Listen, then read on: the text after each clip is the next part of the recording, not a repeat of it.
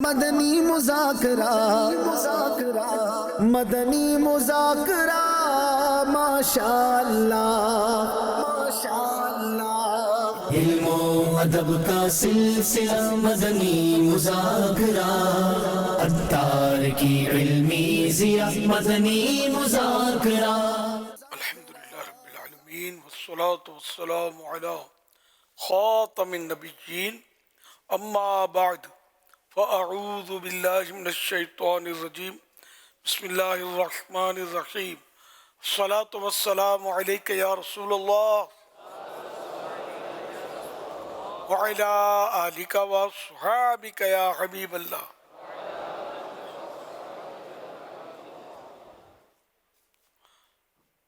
الصلاة والسلام علیک یا نبی اللہ وعلی آلک واصحابک یا نور اللہ، نویت سنت الاعتکاف۔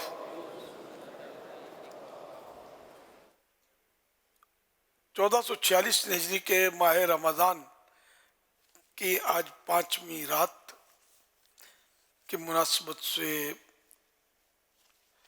40 عطار قسط دوسری فرمان آخری نبی صلی اللہ علیہ وسلم نمبر 5، اجعلوا فی وسط الدعاء وفی اولہ وفی آخرہ، مجھے دعا کے درمیان شروع اور آخر میں رکھو، یعنی تم مجھ پر اپنی دعا کے شروع میں، درمیان میں اور آخر میں درود بھیجو۔ صلو علی الحبیب صلی اللہ علی محمد۔ مدنی مذاکرے کا سلسلہ ہے، آپ سوالات کیجئے، ہر سوال کا جواب ہو بھی بالصواب یعنی درست دے پاؤں، یہ ضرور نہیں، بن پڑا عرض کرنے کی کوشش کی جائے گی، بھول کرتا پائیں فوراً میری اصلاح فرمائیں۔ مجھے آئیں بائیں شائیں کرتا اپنے کہے پر بلا وجہ اڑتا نہیں، شکریہ کے ساتھ بھول ہونے کی صورت میں رجوع کرتا پائیں گے انشاءاللہ الکریم۔ صلو علی الحبیب صلی اللہ علی محمد۔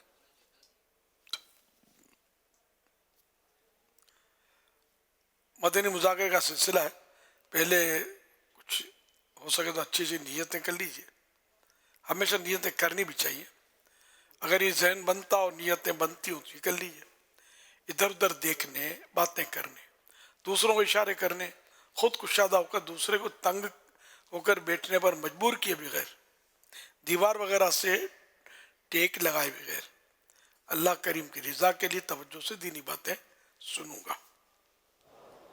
صلو علی الحبیب سن کر بلند آواز سے درود پاک پڑھوں گا۔ سرکار نامدار صلی اللہ تعالی علیہ وآلہ وسلم کا مبارک نام محمد صلی اللہ علیہ وسلم سن کر انگوٹھے چوم کر آنکھوں سے لگا کر درود شریف پڑھوں گا۔ مجبوری نہ ہوئی تو آخر تک مدنی مذاکرے میں اپنی جگہ بیٹھا رہوں گا۔ ختم ہونے کے بعد آگے بڑھ کر عیسائی بھائیوں سے سلام و مصافحہ کرنے اور آئندہ بھی آتے رہنے وغیرہ جو نئے عیسائی بھائی ان کو دعوت دوں گا، انفرادی کوشش کروں گا۔ صلو علی الحبیب صلی اللہ علی محمد۔ سوشل میڈیا کی ایک تحریر میں کچھ اس طرح لکھا تھا: ڈاکٹر کی آنکھوں میں آنسو آ گئے جب ایک بوڑھے باپ نے کہا کہ ڈاکٹر صاحب دوا سستی کر دیں، بیٹے سے پیسے مانگنے میں شرم آتی ہے۔ امیر اہل سنت، اس ایموشنل تحریر کے بارے میں آپ کیا کہیں گے؟ بس یہ عکاسی ہے معاشرے کی کہ بیٹا جو ہے وہ بعض اوقات باپ کے علاج میں توجہ نہیں دیتا، خرچہ کرنے کے لیے تیار نہیں ہوتا، باپ مانگے تو بول دے گا میرے چھوٹے چھوٹے بچے ہیں، مشکل سے پورا ہوتا ہے، میں آپ کو کہاں سے دوں۔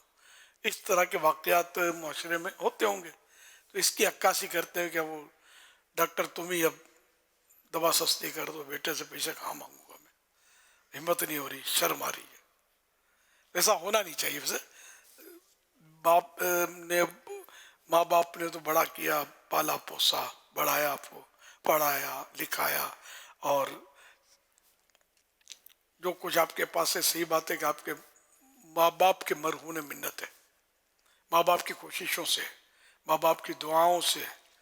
تو اس لیے ماں باپ کے لیے اپنی جیب کو کبھی بھی بند نہ کریں، نہ بند کریں نہ تنگ کریں. جو چاہیں جو مانگیں تو دے دینا، اسی میں سعادت ہے. ان کی خوب خدمت کی جائے، ان پر خوب خرچے کیے جائیں. صلو علی الحبیب صلی اللہ علی محمد. اسلام کا ایک بہت ہی اہم رکن ہے روزہ. روزہ بہت ہی پرانی عبادت ہے. روزے کی شروعات حضرت آدم علیہ السلام سے. رمضان شریف کے روزے 10 شعبان 2 ہجری میں فرض ہوئے. روزہ ایک مشکل عبادت ضرور ہے، لیکن پھر اس کا ثواب بھی بہت زیادہ ہے. حدیث بعد میں روزے کو عبادت کا دروازہ کہا گیا ہے. اور ہاں، روزے دار کا تو سونا بھی عبادت ہے. سبحان اللہ، سوتے ہوئے بھی نیکیوں کا کاؤنٹر چل رہا ہے. جنت کے 8 دروازوں میں سے ایک دروازے کا نام ریان ہے. یہ دروازہ اللہ پاک نے خاص روزہ داروں کے لیے بنایا ہے. روزے کے بارے میں چند باتیں تو ہمیں معلوم ہو گئی، لیکن پیارے امیر اہل سنت، ہمیں یہ بتائیے کہ روزہ رکھنے سے صحت پر کیا اچھا اثر پڑتا ہے؟ ماشاءاللہ، صحت پر کیا اچھا اثر پڑتا ہے. حدیث پاک میں صومو تو صحو، روزہ رکھو صحت یاب ہو جاؤ گے. تو روزے سے صحت اچھی ہوتی ہے، پیٹ کو سکون ملتا ہے دن میں کھانے سے. اس طرح معدہ درست ہوتا ہے. ہر وقت کھاتے رہنے سے بھی ظاہر معدہ تھک جاتا ہے، اور طبیعت میں گرانی، وزن اور بعض اوقات بیماریاں بھی پیدا ہوتی ہیں. تو یہ رمضان کا روزہ جو ہے یہ ہمارے بدن کو صحت دلاتا ہے. اعلیٰ حضرت امام اہل سنت رحمۃ اللہ علیہ فرماتے ہیں کہ ایک بار میرے والد محترم جو وفات پا چکے تھے، حضرت مولانا نقی علی خان رحمۃ اللہ علیہ، خواب میں تشریف لائے اور فرمایا کہ اس رمضان میں تم بیمار ہو جاؤ گے، لیکن روزہ مت چھوڑنا. تو اعلیٰ حضرت رحمۃ اللہ علیہ فرماتے ہیں کہ واقعی والد صاحب نے جو خواب میں کہا تھا مجھے ایسا ہی ہوا. میں رمضان شریف میں بیمار ہو گیا، لیکن میں نے کوئی روزہ نہیں چھوڑا، اور میں روزوں کی برکت سے صحت یاب ہو گیا. پھر آپ نے یہ حدیث پاک بیان فرمائی، ملفوظات اعلیٰ حضرت میں یہ واقعہ ہے. فرمایا کہ اور کیوں نہ ہوتا صحت یاب، کہ پیارے آقا صلی اللہ علیہ وسلم کا فرمان ہے صومو تصحوا، روزہ رکھو صحت یاب ہو جاؤ گے. صلو علی الحبیب صلی اللہ علی محمد. امام احمد رضا خان رحمۃ اللہ تعالی علیہ فتاوی رضویہ شریف میں ایک سوال کے جواب میں لکھتے ہیں، درود شریف کی کثرت کرے یہاں تک کہ درود کے رنگ میں رنگ جائے. یہ درود کے رنگ میں رنگنا کیا ہے؟ میں مرشدی سے درخواست کرتا ہوں کہ ہماری رہنمائی فرما دیجیے. اس کے معنی یہ سمجھ میں آتے ہیں، محاورہ ہے رنگ میں رنگ جائے، یعنی مطلب ہر وقت اٹھتے بیٹھتے چلتے پھرتے اس کے لب پر درود شریف ہو، وہ درود شریف پڑھتا رہے، بات درود شریف پڑھتا رہے. اور ایسے لوگ بھی ملیں گے آپ کو جو بات پہ صلی اللہ علیہ وآلہ وسلم، صلی اللہ علیہ محمد، اللہم صلی علیہ کر کے وہ جو درود شریف پڑھتے ہوتے ہیں. تو یوں مطلب بندہ درود کے رنگ میں رنگ جا کے ہر وقت درود شریف پڑھتا رہے. صلو علی الحبیب صلی اللہ علی محمد صلی اللہ علیہ وسلم. سوشل میڈیا کے ذریعے سوالات کا سلسلہ ہے. اقبال اعوان یہ سوال کر رہے ہیں، کہہ رہے ہیں بہت سے لوگ دعا مانگتے ہیں مگر انہیں لگتا ہے کہ ان کی دعائیں قبول نہیں ہو رہی. دعا کی قبولیت کے روحانی اصول کیا ہیں؟ روحانی اصول کیا بات ہے. روحانی اصول تو یہ کہ دعا مانگتا رہے، قبولیت کی طرف دیکھے بھی نہیں. اللہ کے بندو، اللہ پاک خود فرماتا ہے ادعونی استجب لکم، تم مجھ سے دعا کرو میں قبول کروں گا. تو دعا قبول ہی قبول ہے. ہم یہ سمجھتے ہیں، اس کو دعا کو قبول سمجھتے ہیں کہ جو مانگا وہ ہم کو مل گیا. یا اللہ میرا بھائی جو بیمار ہے وہ صحت یاب ہو جائے، تو بھائی تپتے ہوئے بخار میں اٹھ کھڑا ہوگا، میرا بخار اب تو نہیں ہے، بخار صحیح ہو گیا، دعا قبول ہو گئی. چلو اگر دعا مانگی ہے تو یہ بھی قبول ہو گئی ہے، تو قبولیت ہی بھی، لیکن دوسری بھی صورت ہے نا قبولیت کی. دعا کے مانگنے سے آنے والی مصیبت ٹل جاتی ہے، اس کا بندے کو پتہ نہیں چلتا. اس کی کئی مثالیں ہو سکتی ہیں کہ آپ فلاں مکان میں جانے والے تھے اور وہاں آپ دعا مانگ کر گئے، تو وہاں سے آپ نکل آئے، آپ کو پتہ نہیں چلا کہ آپ کے لیے اس دعا کی برکت سے کیا ہوا ہے. اصل وہاں اس مکان میں دیوار گرنے والی تھی، تو آپ نے دعا مانگی تھی، دعا جو بھی مانگی تھی اس کی برکت سے دیوار گری نہیں آپ پر، اور آپ صحیح سلامت باہر نکلنے میں کامیاب ہو گئے. یہ ایک میں نے سمجھ میں جو آئی مثال وہ عرض کی. تو آنے والی مصیبت دور ہوتی ہے اس سے، دعا سے. تیسرا یہ کہ جو دعائیں دنیا میں قبول نہیں ہوتی، جن کو ہم کہتے ہیں قبولیت، آخرت میں ان کے لیے ثواب کا ذخیرہ ہوتا ہے. تو جب بندہ اپنی دنیا میں نہ قبول ہونے والی دعاؤں کا ثواب دیکھے گا قیامت میں، تو تمنا کرے گا کہ کاش دنیا میں کوئی بھی دعا قبول نہ ہوتی، سارا یہاں کے لیے میرے لیے ثواب کا ذخیرہ ہو جاتا، ثواب میرے لیے اتنا جمع ہو جاتا، ان دعاؤں کا اسٹور ہو جاتی، دعا ثواب اسٹور ہو جاتا. تو یوں مطلب ہے کہ ہر صورت میں دعا یوں سمجھو کہ قبول ہے. دعا مانگنے سے ہم لوگ بہت سستی کرتے ہیں، تو دعا مانگتے رہنا چاہیے. صلو علی الحبیب صلی اللہ علی محمد. میرا نام طاہر ہے، میں ٹیلر کا کام کرتا ہوں. ہمارے پاس کسٹمر آتا ہے، وہ کہتا ہے کہ ایک سوٹ کتنے دن میں آپ دیں گے؟ ہم اس کو 2 دن کا ٹائم دیتے ہیں. اگر وہ 2 دن میں ہم نہیں بنا سکتے تو یہ کیا وعدہ خلافی ہے اور اس کا کوئی ضالہ یا گناہ ہے یا کیا چیز ہے؟ اگر اس کو 2 دن کا کہتے وقت آپ کے ذہن میں یہ بات تھی کہ 2 دن میں بنے گا تو نہیں ہے، اب میں زیادہ دن بولوں تو کہاں کہ بھاگ جائے گا، تو اس کو مطلب پھانسنے کے لیے 2 دن کہہ دیے، جبکہ پتہ ہے کہ 2 دن میں نے دینا تو ہے نہیں، تو پھر تو یہ وعدہ خلافی ہے. وعدہ خلافی ہوتی یہی ہے کہ وعدہ کرتے وقت کے ذہن میں ہو کہ میں نے یہ پورا نہیں کرنا ہے، تو گناہ گار. اور اگر یہ ارادہ نہیں ہے اس کا، اور اس کو جو لگتا ہے میں 2 دن میں دے ہی دوں گا، اس کی اپنی مطلب نے سوچ یہ ہے کہ میں دے دوں گا، اور اب وعدہ کیا اب وہ نہیں دے پایا، تو یہ وعدہ خلافی نہیں ہے، اس میں گناہ نہیں ہوگا. مگر یہ کہ پوری کوشش تو کرنی ہے کہ دینا ہے، ورنہ لوگ بزن ہوتے ہیں، برا بھلا بولتے ہیں. عام طور پر کاریگروں کی تو بدنامیاں بھی ہیں اس میں، یہ کاریگر یا یہ جو چیزیں دیتے ہیں، یہ اسکوٹر یہ جو بھی بناتے ہیں میکینک، یہ سچ نہیں بولتے، یہ وعدے دیتے ہیں اور ٹرخاتے رہتے ہیں. یہ جنرل ذہن یہ ہے، تو اس لیے ایسا ہونا نہیں چاہیے. 2 دن نہیں، آپ 4 دن بولتے ہیں، جو آپ جس میں آپ دے سکتے ہیں وہ ٹائم دیں، اور سیریس اس کو لیں کہ میں نے یہ جو بھی کہا اس کو پورا کرنا ہے. تو اس میں فائدے زیادہ ہوں گے، آپ کو گاہک آپ کا مضبوط ہو جائے گا، اعتماد آپ پر بحال ہو جائے گا، یار یہ آدمی صحیح ہے، یہ جو ٹائم دیتا ہے اس پہ دے دیتا ہے. اگر اس کے بعد گنجائش نہیں ہوتی، کام زیادہ ہوتا ہے تو منع کر دیتا ہے کہ ابھی میں جلدی آپ کو دے نہیں سکوں گا، میں 2 دن 3 دن 4 دن بول تو دوں گا، آپ سمجھے میرے پنجرے میں بند تو ہو جائیں گے، پھر میرے پیچھے چکر لگاتے رہیں گے. لیکن میں یہ نہیں کرتا، میں اگر آپ کو منظور ہے تو 2 مہینے کے بعد دے سکتا ہوں. مثال کے طور پہ اتنا کام جمع ہے تو وہ پھر بھلے نہ دے آپ کو، لیکن آپ کا ایک چھاپ پڑے گی کہ یہ آدمی صحیح ہے، دھوکہ نہیں دیتا، صحیح بات کر دیتا ہے. تو اس طرح بھی آپ کا امیج بحال ہوگا اور آپ کے پاس گاہک بڑھیں گے انشاءاللہ اس کی برکت سے. اور اس میں خاص طور پر جو فرنیچر والے ہیں نا، اور وہ فرنیچر والا جسے شادی کے فرنیچر کا آرڈر دیا گیا، اب وہ عموماً ہوتا یہی ہے کہ بالکل and time per he furniture کا واپسی کرنے کا ہوتا ہے. اب وہ بولا آپ فکر فکر رہو، آپ کو فرنیچر مل جائے گا.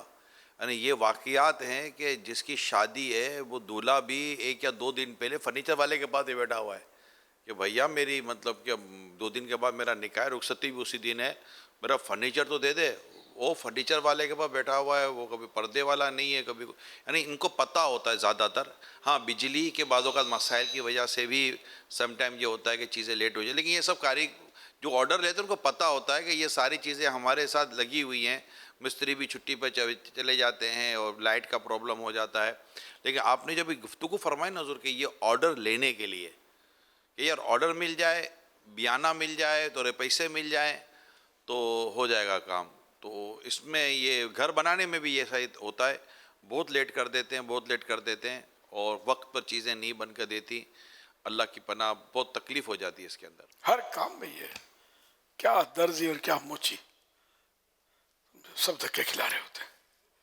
پہلے میٹھے میٹھے بن کر آرڈر بک کر لیں گے، بیانہ یا جو بھی ہے، بیانہ نہیں بھی ہو تب بھی وہ کچھ نہ کچھ رکھ ہی لیتے ہیں نا، سامان اس کا رکھ لیں گے. ہاں بھائی میں بنا کے دے دوں گا، کل لے جانا، شام کو لے جانا، ارے یہ ہو گیا، پرسوں لے جانا، ارے وہ ہو گیا، کاریگر چلا گیا تھا، اب اتوار کو دے ہی دوں گا میں آپ کو.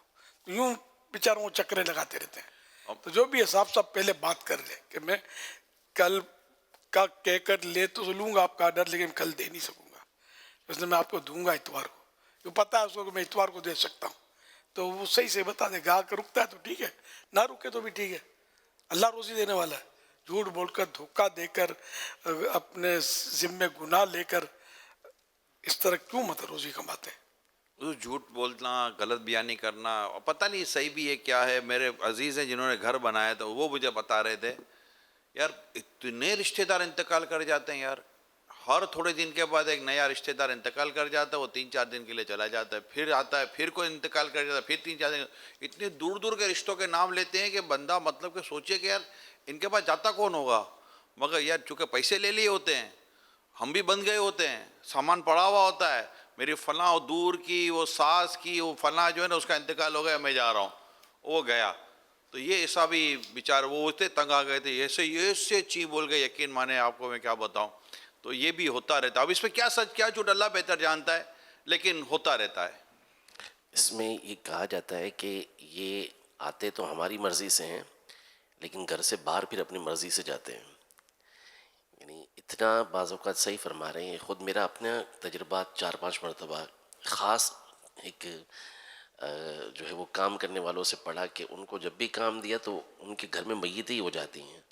تو اس دفعہ مجھے کچھ کام کروانا تھا تو میں نے کہا کہ یار میں کام کرواؤں گا، ایسا نہ ہو کہ ان کے گھر میں کچھ اور بھی 1-2 میتیں ہو پوچھ لیا جائے یار آپ کے رشتہ دار کتنے دنیا میں، اس کے مطابق ہم آپ کو دیں. اور کتنا دور رہتے ہیں، پنجاب میں کتنے رہتے ہیں، کے پی کے میں کتنے رہتے ہیں، ملک سے باہر کتنے رہتے ہیں، آنا جانا کتنا ہوگا.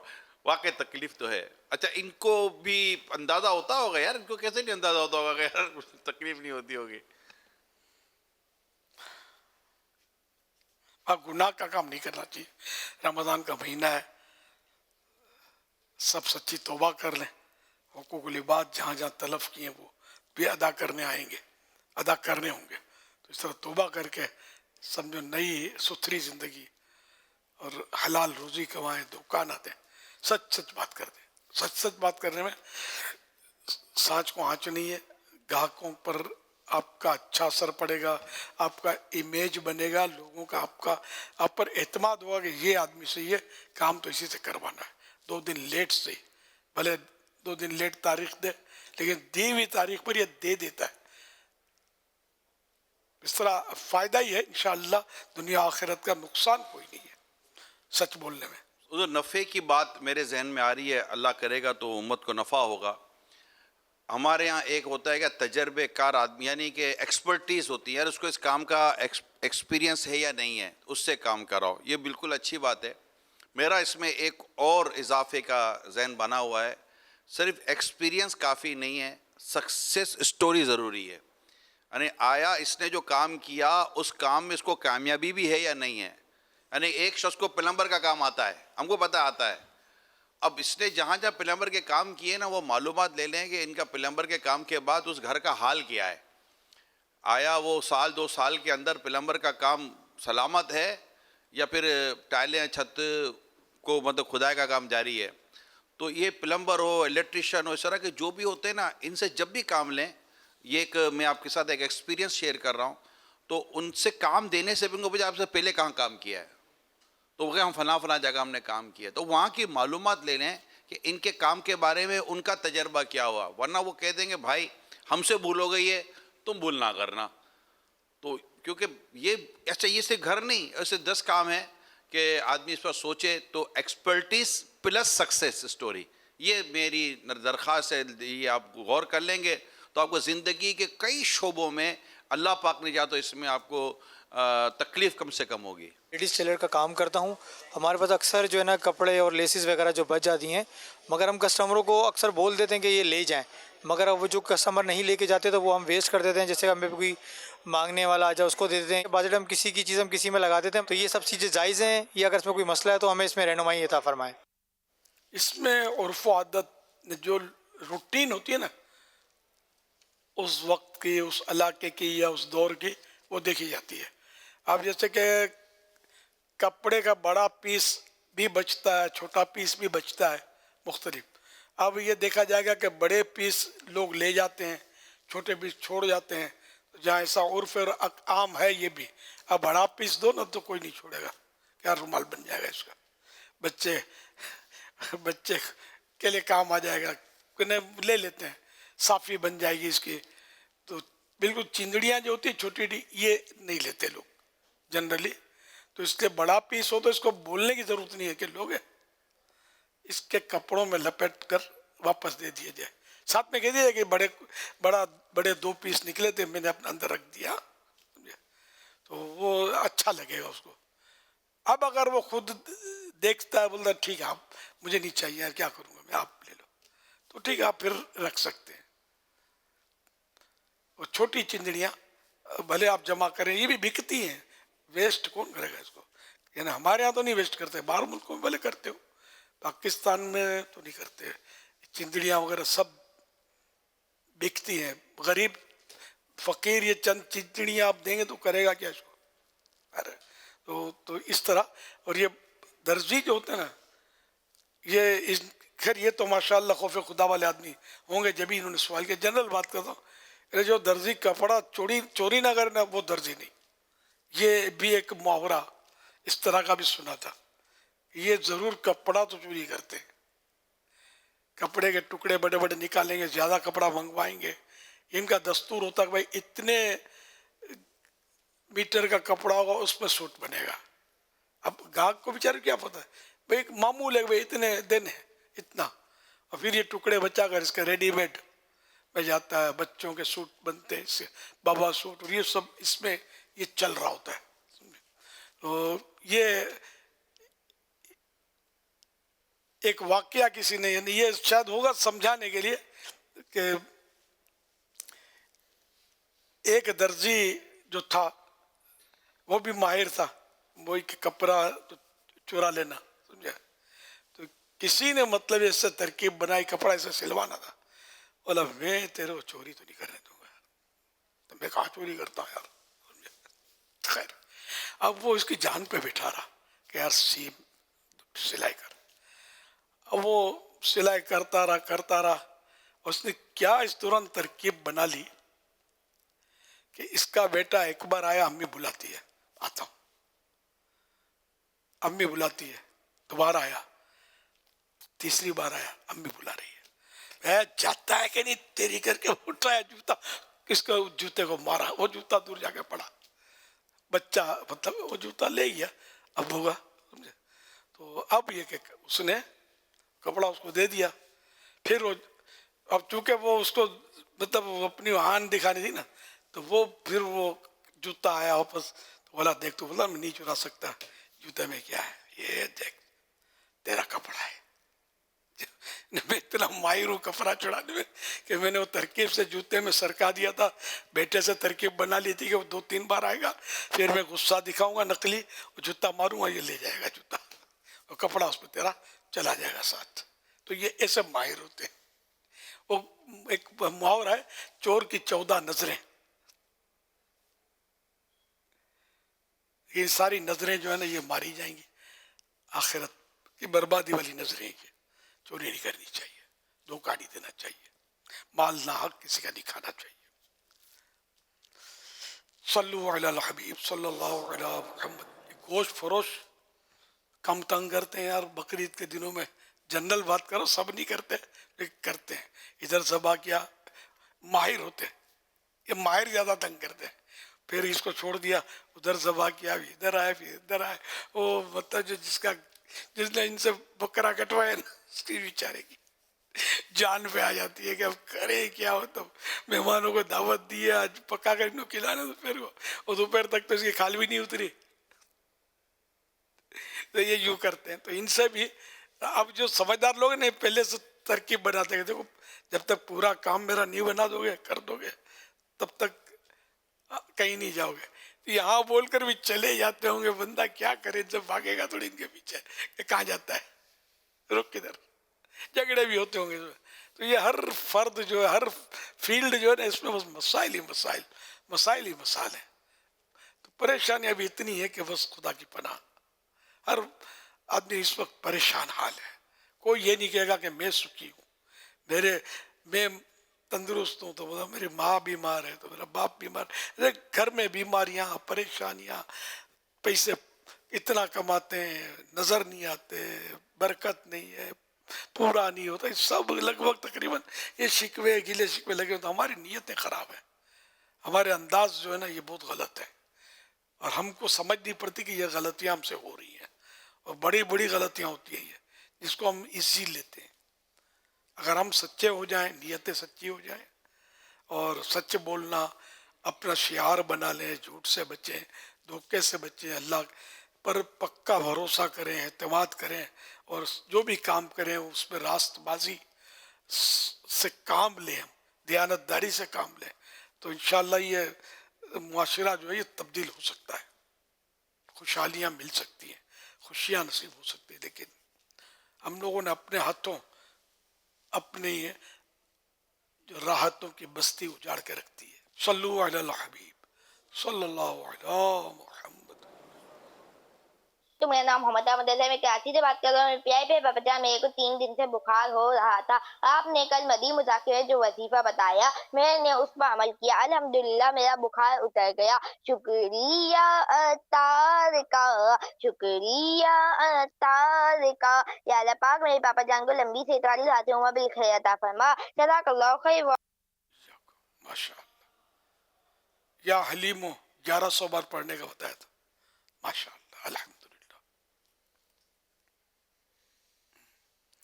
यहाँ ये है तकलीफ में कभी, या हलीमो 1100 बार अव्वल आखिर 11 बार दुरूद शरीफ मरीज के पास बैठ कर पढ़िए, मरीज के पास बैठ कर पढ़िए, और पानी में दम करके उसे पिला दीजिए, इंशाअल्लाह उल करीम उसकी तकलीफ में कमी आएगी। अल्हम्दुलिल्लाह। सल्लु अला हबीब सल्लल्लाहु अलैहि मुहम्मद। मदनी मुज़ाकरा माशाअल्लाह माशाअल्लाह। आज का वजीफा, टेंशन से हिफाजत। अल्लाहु समद 100 बार हर नमाज के बाद पढ़ने वाला गमों, दुखों, परेशानियों, टेंशन वगैरह से महफूज रहे इंशाअल्लाहुल करीम। सल्लु अलल हबीब सल्लल्लाहु अलैहि मुहम्मद। सोशल मीडिया के ज़रिए सवालात का सिलसिला है। इस सवाल कर रहे हैं, कह रहे हैं लोग कहते हैं कि मगरिब की नमाज के बाद अगर आसमान पर तारे नज़र आना शुरू हो जाएं तो मगरिब की नमाज नहीं पढ़नी चाहिए, क्या ये दुरुस्त है? ये नहीं है।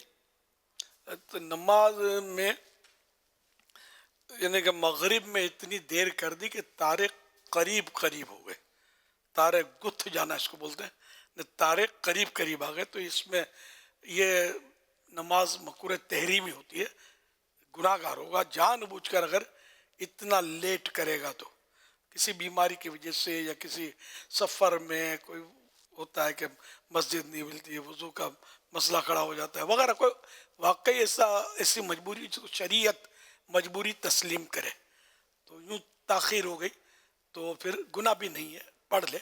लेकिन ये कि नमाज तो पढ़नी है, ये नमाज का वक्त तो है मगरिब का, ये कहना कि नमाज ही नहीं पढ़नी चाहिए नहीं होती, یہ عوامی بات ہے. عوام بات میں بولتے ہیں نماز نہیں ہوتی، اس سے نماز نہیں ہوتی، اس سے نماز نہیں ہوتی.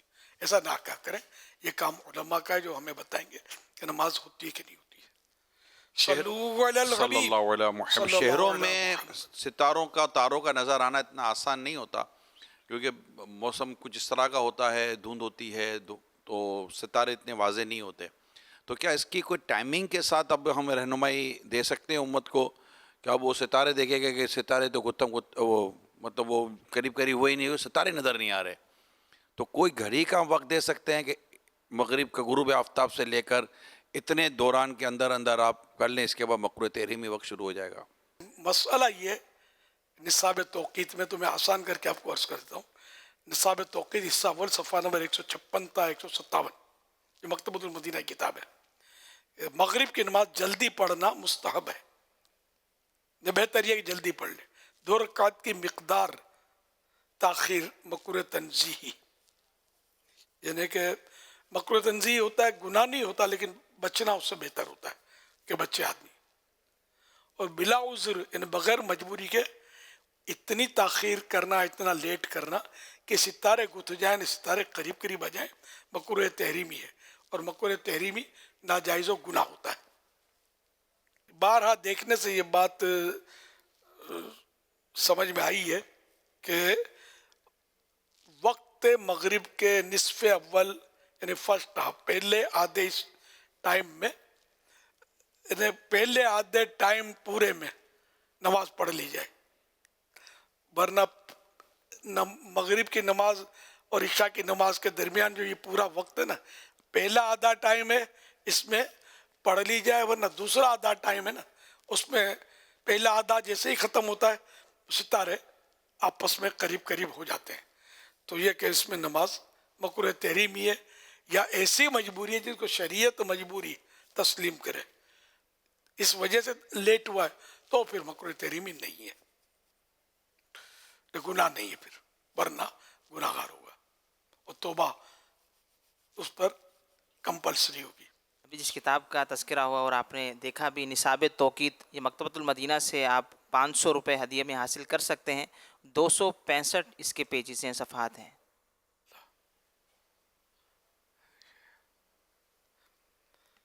ماشاء اللہ. اب یہ نام ایسا ہے کہ آدمی مطلب بس وہ، میں نے تو خیر نام نہیں دیا، مجھے المدینہ العلمیہ والے جو کتابیں چھاپتے ہیں عام طور مجھ سے نام رکھواتے ہیں، اپنے نام لسٹ بھیجتے ہیں، تو ان میں سے یا تو پاس کر لیتا ہوں یا کچھ اپنے طور پر کہ نام یہ ایک حکمت عملی ہے. میرے پہلے میں رسالے لکھتا تھا تو سائیں بھائی آ کے مکتبۃ المدینہ سے پوچھتے تھے کہ نیا رسالہ کب رہا ہے. اب جیسے کہ کبھی جیسے جنات کا بادشاہ میں نے نام رکھا، میرا رسالہ ہے، خوفناک جادوگر. آدمی سنسنی پکڑ لے کہ اس میں ہے کیا. اب خوفناک جادوگر میں ہے یہ کہ خواجہ غریب نواز نے خوفناک جادوگر کو قابو کر کے مسلمان کر دیا. جنات کا بادشاہ، کوئی لڑکی اٹھا گیا تھا جن، میرے مرشد کی بارگاہ میں آیا، غوث پاک کا مرید تھا وہ، تو غوث پاک نے جو بھی طریقہ بتایا، جنات کا بادشاہ حاضر ہو گیا، لڑکی آ گئی. تو اس طرح مطلب واقعات ہوئے ہیں اس کے، لیکن یہ ایک حکمت عملی ہے. میری تقریباً رسالے میں نے اسی طرح کے نام رکھے ہیں، کوشش کر کے کہ آدمی پکڑ لے اس کو پڑھے گا دین. تو دین حکمت عملی سے پہلا سورہ بقرہ، پہلی سورت جو ہے سورہ فاتحہ، تو پہلی سورت سورہ فاتحہ، لیکن بڑی سورت سورہ بقرہ. بقرہ مانے گائے. سورہ عنکبوت مانے مکڑی. سورہ نمل مانے چونٹی. اور بھی کئی ہے، سورہ جن. تو یہ مطلب اٹریکٹیو ہے نا. تو اس طرح مطلب ہے کہ قرآن کریم میں بھی کبھی کبھی مجھ پر اعتراضات ہوتے تھے کہ یہ کہانیوں کی طرح نام رکھتا، تو میں یہ مثالیں دیتا تھا کہ قرآن کریم کی صورتوں کا رکھو گے یار، پھر آگے کوئی بحث نہیں کرتا تھا. تو یہ مطلب انسان کو مطلب کسی حکمت عملی سے دین سے قریب کرنا ہے، کوئی وحشت نہیں دلانی. بشرو ولا تنفرو، کوئی بشارتیں دو، خوشخبریاں دو، نفرتیں مت دلاؤ. اللہ اللہ. صلو علی الحبیب صلی اللہ علی محمد. سید غلام نبی سوال کر رہے ہیں SMS کے ذریعے. یہ کہہ رہے ہیں اگر کوئی شخص فرض نماز کے بعد سنتیں نہ پڑھے تو کیا اس کی نماز ناقص ہو جاتی ہے؟ نماز جو پڑھی وہ تو ہو گئی، لیکن اگر سنت موقدہ بلا عذر ترک کرتا ہے، وہ عذر جب بھی ہم کہیں گے نا تو عذر وہ مانا جائے، عذر مانے مجبوری، مجبوری اس کو مانی جائے، وہ مانی جائے گی جس کو شریعت مجبوری تسلیم کرے، ورنہ سستی ہوتی ہے ہم کو، دل نہیں ہوتا، یہ بھی مجبوری ہے، یہ نہیں، شریعت جس کو مجبوری تسلیم کرے.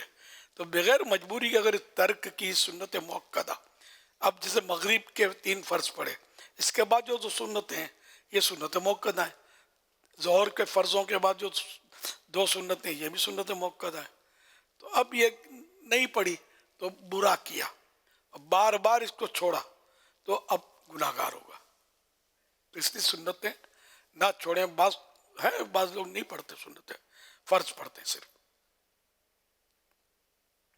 ان کی دیکھا دیکھی ہو سکتا ہے دوسرے لوگ بھی علم کی کمی کی وجہ سے ایسا کرتے ہوں، لیکن یہ وہ طبقہ ہے کہ ان کی پیروی نہ کی جائے.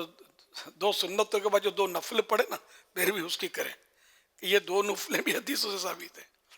جو 6 رکعت فرضوں کے بعد پڑھے نا مغرب کے، ان کی پیروی کریں. جو 3 کے بعد 2 سنتیں بھی نہیں پڑھتا اس کی پیروی نہیں کرنی. اوابین کے فضائل ہیں حدیث میں کہ مغرب کے 3 فرض پڑھ کر کوئی بری بات نہ کرے، اس درمیان 6 رکعتیں اور پڑھے. تو یہ اوابین کی نماز کہتا ہے. اوابین، اواب کی جمع، اواب مانے توبہ کرنے والا، تو یہ توبہ کرنے والوں کی نماز ہے. تو مغرب کے فرضوں کے بعد جی ہاں وہ سنتیں نفل یہ سب آ گئے اس میں، سمجھے. تو یہ 6 رکعتیں 2 کر کے پڑھنا افضل ہے، 6 اکٹھی بھی پڑھی جا سکتی ہیں. اس کی عادت آپ سب بنائیں، رمضان میں تو خاص کر یہ مطلب موقع ہے، معتکفین کے لیے تو ٹائم ہی ٹائم ہے یار. یہ تو آئے ہی نمازیں پڑھنے کے لیے، یہ باتیں کرنے کے لیے، تو ان کو سستی کیا بولتی ہے. تو پڑھتے بھی ہوں گے، خیر کافی تعداد میں پڑھتے ہوں گے الحمدللہ. تو جو نہیں پڑھتے وہ بھی پڑھیں، گھروں میں جو سن رہے ہیں سن رہی ہیں، یہ بھی آپ ان کی عادت بنائیں اور سارا سال اس کو جاری رکھیں. ثواب کتنا پتہ ہے، جو مغرب کے فرضوں کے بعد 6 رکعتیں پڑھتا ہے اور اس درمیان کوئی بری بات نہیں کرتا تو اس کو 12 سال کی عبادت کا ثواب ملتا ہے. تو یہ سستے سودے ہیں، وہ تو نہایت سستا سودا بیچ رہے ہیں جنت کا، ہم مفلس کیا مول چکائیں، اپنا ہاتھ ہی خالی ہے. تو یہ کہ اوابین کی سارے کے سارے عاشقان رسول جو مجھے سن رہے ہیں، حاضرین ناظرین، اس کی عادت بنائیں جن کے لیے کوئی مجبوری نہ ہو. اب بعض اوقات نوکریوں کے مسائل ہوتے ہیں، میں سمجھتا ہوں جن کو مجبوری نہ ہو تو وہ ضرور اس کی پیروی کریں، عادت بنائیں. امام صاحب بھی پڑھ سکتے ہیں. امام یہ ہوتا ہے کہ لوگ فاتحہ کے لیے انتظار کرتے ہیں یا کوئی سا، تو بھلے 2 سنتیں 2 نفل جیسے پڑھ لیے، معمول یہ ہوتا ہے لوگوں کا، تو یہ فاتحہ پڑھا دے. اب لوگ چلے گئے، اب 2 نفل باقی اوابین کے اب پڑھ لے. اوابین کی سب عادت بنائیں، انشاءاللہ بیڑا پار ہے، انشاءاللہ انشاءاللہ الکریم. صلو علی الحبیب صلی اللہ علی محمد. میرا نام عاطف خان ہے. اب میرا ایک حضرت صاحب سے ایک سوال ہے، کیا اذان جوتے پہن کے دی جا سکتی ہے؟ نہ دی جائے کہ لوگ اس میں باتیں کریں گے.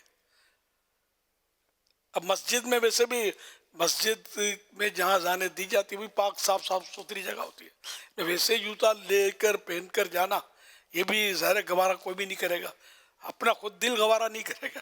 یا جوتے پہن کے کیسے جائیں گے؟ پھر اذان دینے میں پھر دل نہیں کرے گا کہ یار جوتے پہن کر. ایک تو یوں مطلب بچنا ہی چاہیے اس سے. صلو علی الحبیب صلی اللہ علی محمد. لوگوں کے طور طریقوں سے ہٹنا یہ بھی مطلب فتنے برپا کرتا ہے، یہ ذہن میں رکھیں. بعض طور طریقے ایسے ہوتے ہیں جو فرض و واجب واقعی نہیں ہوتے لیکن ہوتے اچھے ہیں، شریعت سے نہیں ٹکرا رہے ہوتے. تو اس طرح کے طور طریقوں سے بھی الگ ہونا، اعلیٰ حضرت رحمۃ اللہ علیہ نے یہ باقاعدہ ایک اصول جو بناتے نہیں، یہ ایک اصول رکھا ہے کہ لوگوں کے طور طریقوں سے الگ نہ ہو. لیکن بات وہی کہ وہ طور طریقے جو शरीयत से नहीं टकराते, शरीयत के खिलाफ नहीं है, इनसे अलग ना हो, इन अपनी 1.5 ईंट की अलग ना बनाए, लोगों के साथ साथ चलता रहे। इनके रस्म व रवाज जो हैं, जो शरीयत से नहीं टकराते और लोग कर रहे हैं वो, तो इनसे भी ना टकराए, इनमें भी शामिल हो जाए, नो प्रॉब्लम। तो बहुत सारी चीज़ें हैं जो मतलब है कि हम लोग कर ही रहे होते हैं, शरीयत से नहीं टकरा रही होती, तो उसमें मतलब कोई दलाल थोड़ी ढूंढे जाते हैं। यही तो दलील है ना इसकी। असल वो किसी काम का मना ना होना, ये खुद दलील जवाज है कि जायज़ है। वरना तो हर बात की बोलोगे सहाबा किराम ने कब किया, तो माइक में ये स्क्रीन पर सहाबा किराम कब आए, माइक पर सहाबा किराम ने कब बयान किया, खिताब किया, कब अजान दी, अजान भी सभी दे रहे हैं, अब तो नमाजें भी पढ़ा रहे हैं। खाली दुरूद शरीफ का झगड़ा है कि ये क्यों पढ़ते हैं, ये सहाबा किराम ने कब पढ़ा। तो मैं तो बार कह चुका हूँ कि भाई हज़रत बिलाल ने माइक पर कब अजान दी, तो माइक हटाओ, दुरूद शरीफ हम फिर भी नहीं छोड़ेंगे, हम नहीं छोड़ सकते। तो हमारी ज़िंदगी का, हमारी आखिरत का सरमाया दुरूद व सलाम।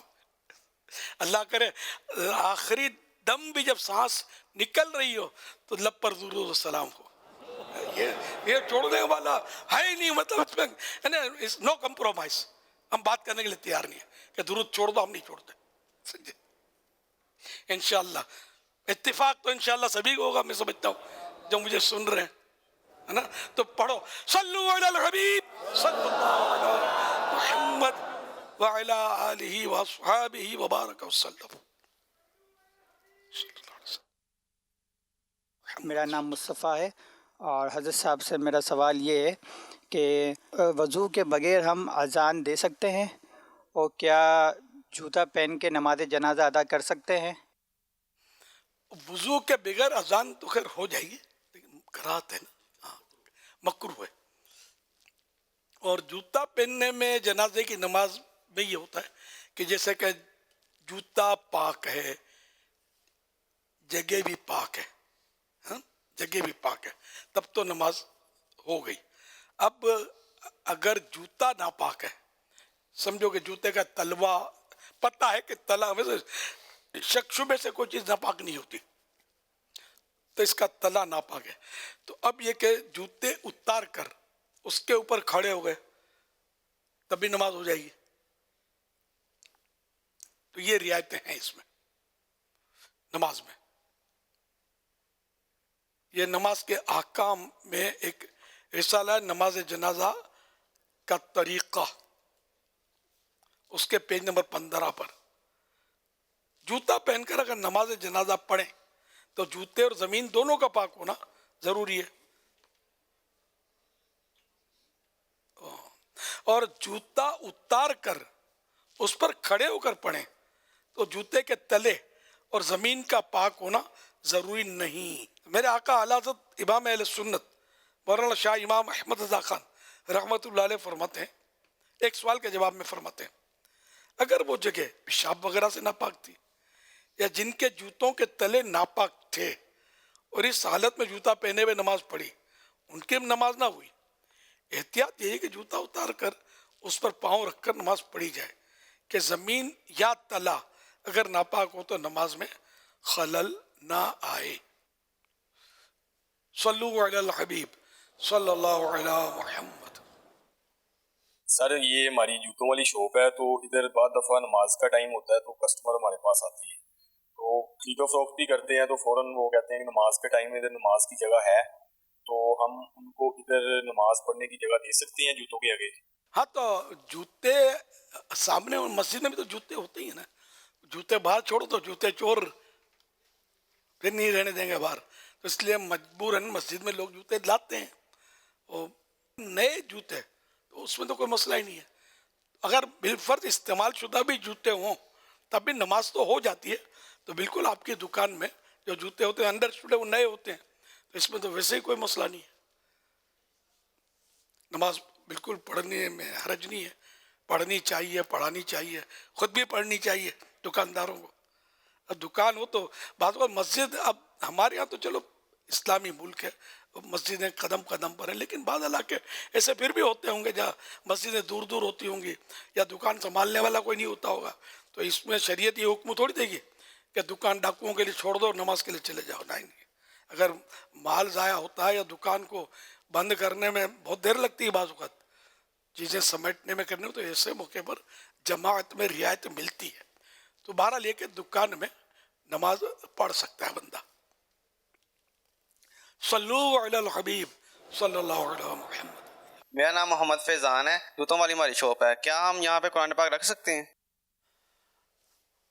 ہاں، مطلب یہ کہ اگر کوئی مناسب جگہ وہاں ہے اوپر قرآن شریف رکھنے کی رکھ سکتے ہیں، لیکن اصل مسئلہ عوام کا ہے. تنفیر عوام سے بچنا بھی اہم ہے. لوگ باتیں ہو سکتا ہے کریں، تو اسی جگہ پر اسی جگہ اندر چھپا کر رکھیں کہ لوگوں کی نظر نہ پڑے. مطلب شرن کوئی حرج نہیں ہے. جوتے مسجدوں میں بھی تو ہوتے ہیں بھائی، اور استعمال شدہ ہوتے ہیں، نماز بھی پڑھی جاتی ہے، قرآن کریم بھی رکھے ہوتے ہیں، بہت کچھ ہو رہا ہوتا ہے. یہاں کچھ نہیں بولتے. کوئی بولے گا اپنا جوتا باہر رکھو تو چوری ہو جائے گا. تو جوتے کی دکان والے کیا قصور ہے یار؟ کیا وہ اللہ کا نام نہیں لے گا؟ وہ بھی پاک صاف ستھرے نئے جوتوں کے پاس. تو اس میں عرف کا جب دخل ہے تو جیسے مسجد میں تو باہر جوتے اتارے جاتے ہیں یا باکسوں میں رکھے جاتے ہیں. اب اگر کوئی جیسے جوتے کی ان کی یہ دکان ہے اور نئے جوتے رکھے ہوئے ہیں، تو اس کے برابر میں ہی اوپر کی طرف اگر کوئی قرآن رکھ دیتا ہے تو عرفاً یہ بے ادبی نہیں ہوگی؟ کوئی اونچی جگہ ہو، میں نے کہا کوئی اونچی جگہ ہو، الگ تھلگ طاق بنا ہوا ہو، جی اس پہ رکھ کے، میں نے کہا کہ جوتوں میں رکھ دو. اپنے مفتی صاحب جیسے ہم دکان میں جاتے ہیں تو کاؤنٹر بنا ہوا تھا جس پر عموماً سیٹ یا مالک بیٹھے ہوئے ہوتے ہیں نا، اور جوتے تو بہت آگے کی طرف ہوتے ہیں. تو جو کاؤنٹر جیسا یہاں بیٹھے ہوئے ہیں، ٹیبل لگی ہوئی ہے اور اس کے اوپر باقاعدہ ایک الماری ہے جیسے عموماً بنا کر رکھتے ہیں، تو ایسا کچھ ہو تو ہاں صحیح ہے. یعنی ایسے مقام پر کہ مطلقاً دیکھنے والا ہو، یہ خود بندہ ہو، اس کو بھی ایسا فیل نہ ہو کہ یہ بے ادبی کی ہو رہی ہے، نہیں ہو رہی ہے اس کی. پیارے رمضان میں بچے پیارے چمکے جیسے ستارے تارے. پیارے رمضان میں بچے پیارے چمکے جیسے ستارے تارے. رمضان آیا پھر سے دیکھو خوشیاں گلایا رمضان.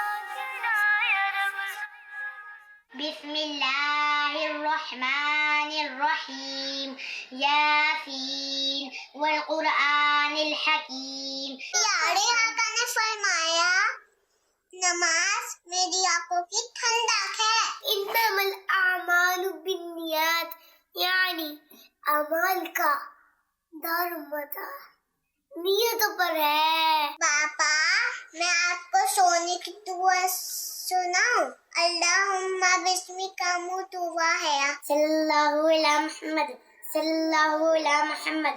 اللہم صلی علی سیدنا و مولانا محمد وعلیہ وصحبہ وبارک وسلم. حضرت سیدہ فاطمہ رضی اللہ عنہ کی وفات مبارک 3 رمضان المبارک 11 ہجری بروز منگل کو ہوئی. ہم نے بھی اپنے گھر پر حضرت بی بی فاطمہ رضی اللہ عنہ کی نیاز کا اہتمام کیا ہے. پیارے باپا جان ہمارے لیے بھی رمضان مکہ رمضان مدینہ کے لیے بھی دعا فرما دیجیے. حضرت سیدہ فاطمہ رضی اللہ عنہ کا مزار شریف جنت البقیع میں ہے. شہزادی کونین ہے، سو جہاں کا چین ہے، دو جہاں کا چین ہے. شہزادی کونین ہے، شہزادی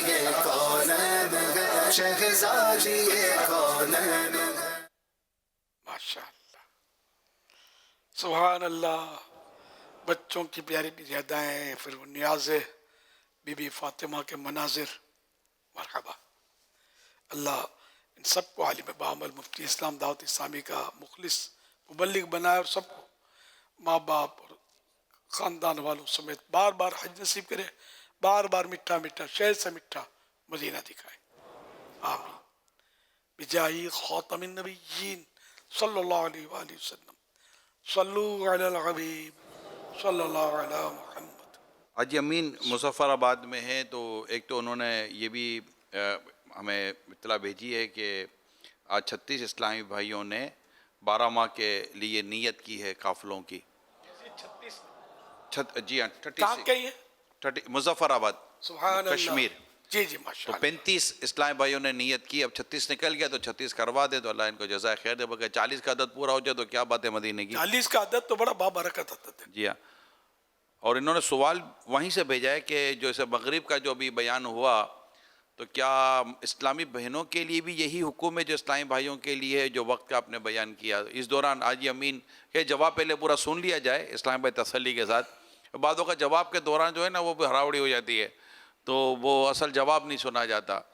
تو یہ کر لیا جائے. یہ مجھے بھی کہیں بیٹھنے کا موقع ملا ہے تو آپ کبھی یوں فرماتے ہیں نا تو وہاں اسلام بھائی ہراوڑی میں وہ تھوڑی ہل جل شروع ہو جاتی ہے اور نیت تو بازی شروع ہو جاتی ہے. تو بعضوں کا ایسا ہوتا ہے کہ آپ کا جواب وہ بیچارے سن ہی نہیں رہے ہوتے اور وہ اپنے اس میں ہو جاتے. تو ایسے میں جہاں جہاں اس وقت اسلام بھائی جماعوں کا دیکھ رہے ہوتے ہیں تو اس کا بھی ضرور اہتمام کیا کریں کہ کوئی بات بیان کی جا رہی ہے تو وہ ایسا نہ ہو کہ وہ آپ کی وہاں کی گہما گہمی میں وہ جواب سمجھ میں نہ آئے یا کیا سمجھ میں آئے. تو یہ بھی احتیاط کرنی چاہیے ہمیں. یہ تو ہوتا ہوگا یہاں بھی ہوتا ہوگا. سنو کہ خاص بات آ رہی ہے. سنو اب وہ خاص بات آگے نکل گئی. خود ہی چپ چاپ شرافت سے سن لو. آپ کو تو مل جائے یار. وہ اگلا مصروف ہے تو اس کو اٹریکٹ کرنے کے تو ہم تو ڈوبے تم کو بھی ڈوبیں گے. تو یہ ہونا نہیں چاہیے. مطلب بالکل کان لگا کر بندہ سنتا رہے. خیر تو اس میں جو یہ اوقات کے مسائل ہیں یہ مرد و عورت دونوں کے لیے ہیں. سائیں بہنوں کے لیے بھی یہی مسئلہ ہے. صلو علی الحبیب صلی اللہ علیہ محمد. امیر اہل سنت کی بارگاہ میں میرا سوال عرض ہے کہ اگر کوئی روزے دار ایسی جگہ ہے کہ جہاں نہ کچھ اس کے پاس کھانے کے لیے ہے اور نہ اس کے پاس کچھ پینے کے لیے، افطاری کا عین وقت ہو چکا ہے، پانی بھی نہیں ہے، تو اس صورت کے اندر وہ روزہ افطار کیسے کرے گا؟ برائے مہربانی رہنمائی فرما دیجیے گا. جزاک اللہ خیرا. صبر کر لے گا اور غذا تک پہنچنے یا غذا کو اپنے پاس پہنچنے کا انتظار کرے. اب اس کے لیے تو میں نہیں کہوں گا کہ پتھر کھا لے مٹی کھا لے. انڈرسٹوڈ. اور اگر ویسے کسی نے لیٹ کر بھی دیا افطار کو تو گناہ گار تھوڑی ہے. مکروہ تنزیہ ہے، ناپسند ہے. ٹائم یقینی طور پر ہو گیا تو افطار کر لینا چاہیے. لیکن دیر کر دی، ویسے کئی جگہ لوگ دیر کر ہی رہے ہوتے ہیں تو اس میں گناہ پھر بھی نہیں ہے. ابھی تو انڈرسٹوڈ سی بات ہے. یہ سوال بھرا ہے، سوال ہے اللہ جانے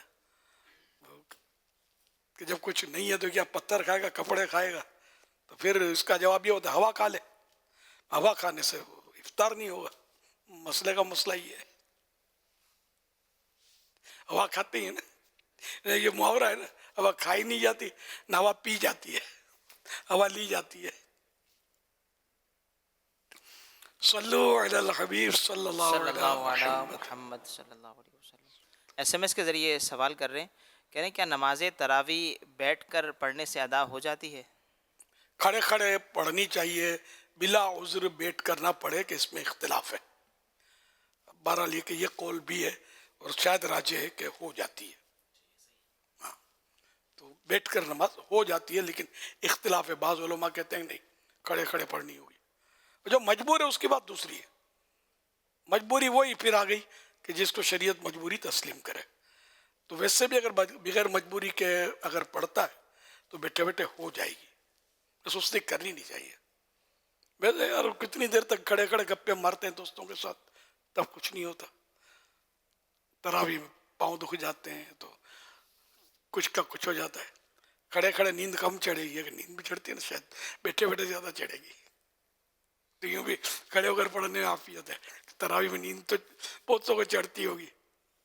وہ رات کو دیر سے سوئے ہوتے ہیں، دن کو آرام کم یا کام دھندا، پھر یہ کہ ڈٹ کے کھایا، یہ پیٹ بھی پناہ مانگ رہا ہے. اب یہ پیٹ کو سنبھالے کیا کرے؟ تو پھر یہ کہ نیند چڑھے گی، سستیاں ہوں گی، سب کچھ ہوگا. لیکن پڑھنی ہے نماز، تراویح چھوڑنی نہیں ہے. رمضان الکریم رمضان الکریم، بندوں پہ خاص ابر بہارا پھر آ گیا، رحمت لیے ہوئے ماہ رمضان پھر آ گیا.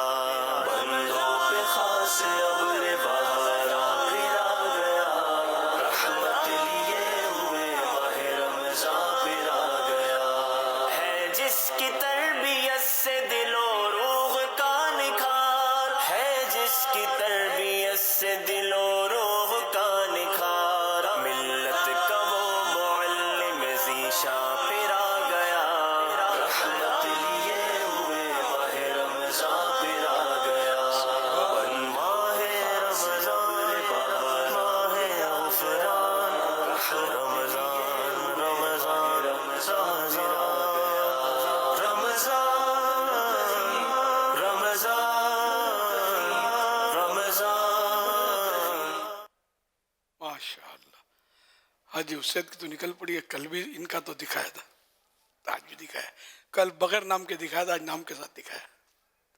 अब मुफ्ती साहब का कहाँ गया यार, रह गया आपका, कल आ जाएगा इंशाल्लाह, भेजा है मैंने। अल्लाह क्या, इन्होंने मुझे नहीं कहा था, इन्होंने खाली मुझे भेजा था। माशाल्लाह अच्छा सजाया घर के अंदर, बाहर तो पता नहीं क्या क्या होगा जी, बच्चियों ने सजाया, सुभान अल्लाह। ये बच्चों को इसमें मजा ज्यादा आता है सजावट में। जश्न विलादत में बच्चे यानी ऐसे ऐसे मतलब सुनते हैं हम कि मतलब बाप का जहन नहीं होता, वो लड़के फिर वो रिसा के जिद करके झंडे लेते हैं, सुना है मतलब जिद कर झंडा लेंगे। माशाअल्लाह, अल्लाह बरकत दे जिन्होंने अपने घरों को सजाया, अल्लाह पाक इनके दिलों को अपने महबूब के नूर से सजा दे, अपने महबूब के जलवों से सजा दे, आमीन। सुभान अल्लाह, क्या बात है यार, क्या मजा आता है सजावट में देखकर, मुझे तो मजा आता है, तब पता नहीं सबको आता है कि नहीं आता है। डॉक्टर साहब से बात हो रही थी हुजूर, ये जो नींद का जो एक मसला है, वैसे मगरिब के गुरूब आफ्ताब के इफ्तार के बाद बाज़ों का नींद का होता है मसला, और स्पेशली तरावी का जो वक्त करीब होता है ना, तो काफ़ी लोग ऐसे जिनको नींद ने बड़ा तंग किया हुआ होता है, फिर नमाज में भी आ रही होती है। तो इस पर मेरी मुशावरत डॉक्टर साहब से भी हुई थी, और आप हिदायत फरमाते रहते हैं, हेवी ग़िज़ाएँ, फैटी ग़िज़ाएँ, क्योंकि पानी भी ज़्यादा पी लेते हैं हम, जो इफ्तार होता है पानी ज़्यादा पीते, फिर ये हेवी और या फैटी ग़िज़ाएँ या तलीवी ग़िज़ाएँ, चर्बी करने वाली ये ग़िज़ाएँ अगर हम खाते हैं तो इससे क्या होता है कि ये खाना जो है ना, वो उसके लिए उसको खून को बहुत ज़्यादा मूवमेंट करनी पड़ती है, और उसके लिए वो फिर गो में इस तरह की एक तरकीब बनती है जिससे बादों का थोड़ा सा ब्लड प्रेशर भी नीचे होता है, शुगर के भी कुछ अप डाउन इश्यूज़ होते हैं, तो गुनूदगी चढ़ती है, और वो गुनूदगी जो है ना वो फिर हमें काफ़ी तकलीफ़ दे रही होती है। अगर हम लाइट मोड में रहें और हल्का फुल्का जैसे कहते हैं ना, अब हल्का फुल्का भी, अब पकौड़ा कितना हल्का होता है, यही बोलते, मैं यही सोच रहा था कि ये पकौड़ा हाथ में लो तो ऐसा शरीफ आइटम कोई नहीं होता, लेकिन एक पकौड़े को हाथ में लो, इतना सा नन्ना मुन्ना सा पकौड़ा होता है, कितना शरीफ आइटम है। इसको तो बाद लोग है ना कि पकौड़ी बोलते हैं, पकौड़ी, हाँ पकौड़ियाँ बोलते हैं, ये तो साव लाइट और लाइट हो गया। अब ये मतलब अगर ये अंदर डालो तो इसका कितना एक मतलब थोड़े से पकौड़े के अंदर कितने कैलोरीज होते हैं, तो वो तो फिर इसका पूरा चार्ट देखना पड़ेगा, पता चलेगा कि एक बाज़ों का ग़िज़ाएँ कम होती हैं, इसकी वॉल्यूम इतना बड़ा नहीं होता, लेकिन इसकी कैलोरीज बहुत ज़्यादा होती हैं, और बाद ऐसे आइटम होते हैं जिनकी कैलोरीज बहुत कम होती हैं, यानी वो बहुत सारा भी खाएं ना तो कैलोरीज नहीं होती, एनर्जेटिक होती हैं। तो अगर इस तरह की कोई चीज़ हम गौर कर लेंगे ना, तो शायद हमें ये जो प्रॉब्लम है ना तरावी में नींद का आना, और मगरिब की नमाज के बाद से लेकर तरावी के अंदर के दौरान जो नींद आती है, फिर जो इशा के बाद, तो तरावी के बाद वैसे ही नींदें जैसा लगता है उड़ सी जाती हैं, तो इस पर मेरा ख्याल है गौर कर लेना चाहिए। सही। और ये जैसे तलीबी चीज़ें डीप फ्राइड, ये सब के सब हेवी ग़िज़ाओं में आएंगी। हेवी बोला ना तो ये मैदे पर जो वज़न डालती हैं और परेशान करती हैं, तो ये इसका ज़ाहिरी वज़न नहीं देखा जाता, इसकी मतलब कैफियत जो है तो ये हेवी होती है। इसी तरह जैसे गोश्त बड़े बड़े मोटे खाते हैं, अब हमारे हमने सोचा कि होते तो मोटे ही हैं, तो कि बोटियाँ, तो मतलब मैं बोल नहीं रहा, मैं कुछ समझ नहीं आती, वो छोटी बोटियाँ शायद गोश्त फरोश में फिर ये बोलेंगे यार चूरा हो जाएगा वगैरह, तो इसलिए उसे मैंने देखा कि बोटी बड़ी होती है। अब ये कि बोटी की कोई कम खाना चाहता ना, तो बड़ी बोटी आ गई, फिर ये हिर्स जो है ना ये गालिब आ जाती है, जाने तो। हाँ, इस पर चलो ये बात पर बात निकली तो जिम्मेदारान ने नोट कर लिया होगा कि इसमें गुंजाइश हो तो जिसको कम बात होते हैं, कम खाने का जहन होता है, लेकिन बड़ा बोटा मजबूरन उठाना पड़ता है, फिर रहा नहीं जाता, फिर आजा समाजा। और बड़े जानवर का जो गोश्त होता है ज़रा वो भी हेवी होता है, बादी भी करता है। छोटे जानवर का, बकरे का गोश्त पैसे कहाँ से लाए, गरीब आदमी ने नाम ही सुना होगा बकरे के गोश्त का, बढ़िया गोश्त नहीं खा सकते, ये भी बहुत महंगा हो गया। तो बहरहाल एक बात बोल रहा हूँ, मुर्गी, अब मुर्गी तो पहाड़ जितनी वजनी अब हो गई है, यानी कि ये वैसे मैंने मुबालगा किया, ये चूँकि फार्मी होती है ना, इसका तो बहुत लोग नुकसान बताते हैं, लेकिन अब मजबूरी है, और कौन सी मुर्गी खाए। देसी मुर्गी के नाम पर भी फार्मी मिलती है। मुर्गी वो अच्छी होती है कि जो گھروں میں پالتے ہیں اور چھٹی پھرتی ہے نا دیہاتوں میں اور گلیوں میں، وہ اچھی ہوتی ہے. ورنہ اب یہ بھی پالی جاتی ہے دیسی مرغی بھی، تو پالی بھی تو ایک فکس ایریا میں ہوتی ہے، فکس غذائیں اس کو دی جاتی ہے، تو وہ تقریباً ایک سی فرق ہوتا ہے، لیکن پھر بھی. تو یہ میں سے عرض کر رہا تھا، تو اگر جیسے آلو کھائیں گے، آلو ہمارے غذا کا حصہ ہے، اچھی چیز ہے، لیکن ظاہر ہے کہ وہ جب ہم لوگ کیا، میں خود جیسے اب کھانا کھایا، میں آ کر مجھے مومنٹ کا موقع نہیں ملتا. پہلے نماز پراپر پڑھتا تھا تو ورزش ہو جاتی تھی سجدوں میں، رکوع میں، اب یہ بھی نہیں ہو پا رہی. اب کرسی سلامت رہے میری، اللہ کریم نماز پڑھتا رکھے مجھے، تو وہ کھا کر بیٹھ جانا، پھر یہاں کر بیٹھ جانا، تو میں بھی محسوس کر رہا ہوں، کچھ سمجھ پڑتی ہے مجھے. کیا کرے، مطلب میری تو ایسی مجبوری ہے کہ میں لائٹ کھاؤں یا جو بھی کھاؤں، مجھے وہ بیٹھے بیٹھے نہیں، اس کو مومنٹ چاہیے. تھوڑا آدمی چلے پھرے کرے. یہ بھی آگے بیٹھ جاتے ہیں تو جلدی جلدی پہلی صف کے لیے بیچارے اور دیر تک بیٹھے رہتے ہیں، کچھ نہ کچھ پیٹ ہو سکتا ہے پٹ پٹ پٹ پٹ پٹ کرتا ہو، کچھ کہا نہیں جا سکتا. تو اس لیے یہاں بھی چلے پھرے. میں یہاں پہلے اعتکاف ہوتا تھا نا، پہلے تو اتنا نہیں ہوتا تھا رش، تو میں چلتا پھرتا تھا. میں نے کبھی بولا بھی ہے، میں ستونوں کو کلمے پڑھ کے گواہ بھی کیا ہوا ہے، تو یہ بھی شاید اعتکاف میں ہی کیا ہوگا، موقع مل جاتا تھا گھومنے پھرنے کا. آپ بھی موقع ملے دن میں یا جب بھی، اب کھانے کے بعد بھی تراویح کے لیے تھوڑا وقت ہوتا ہے. مغرب کل سے تو ابھی اپنے فیضان مدینہ میں 8:30 بجے جماعت تو ہو گئی ہوگی، تو یہ کہ چل پھر لیں، درود شریف کچھ اپنے اوپر لے لیں، 313 بار پڑھ لوں گا چلتے چلتے وغیرہ. یہ باتیں کرتے کرتے شاید وہ بات نہیں بنے گی، یکسوئی کے ساتھ چلیں گے تو فائدہ ہوگا. مسجد ماشاءاللہ فیضان مدینہ کا اسپیس تو کافی ہے، چل تو سکیں گے انشاءاللہ. عام لوگوں کے لیے بھی جو ہوتا ہے نا، جیسے مسجد آپ نے ابھی معتکفین کی بات کی، تو یہ ہوتا ہے کہ اب چونکہ موبائل پر کافی دیر تک بات کرنی ہوتی ہے، میسیجز سننے ہوتے ہیں، تو ایک ورڈ بزرگ کہا جاتا ہے، ٹاکنگ ٹائم کو واکنگ ٹائم میں بدل دو.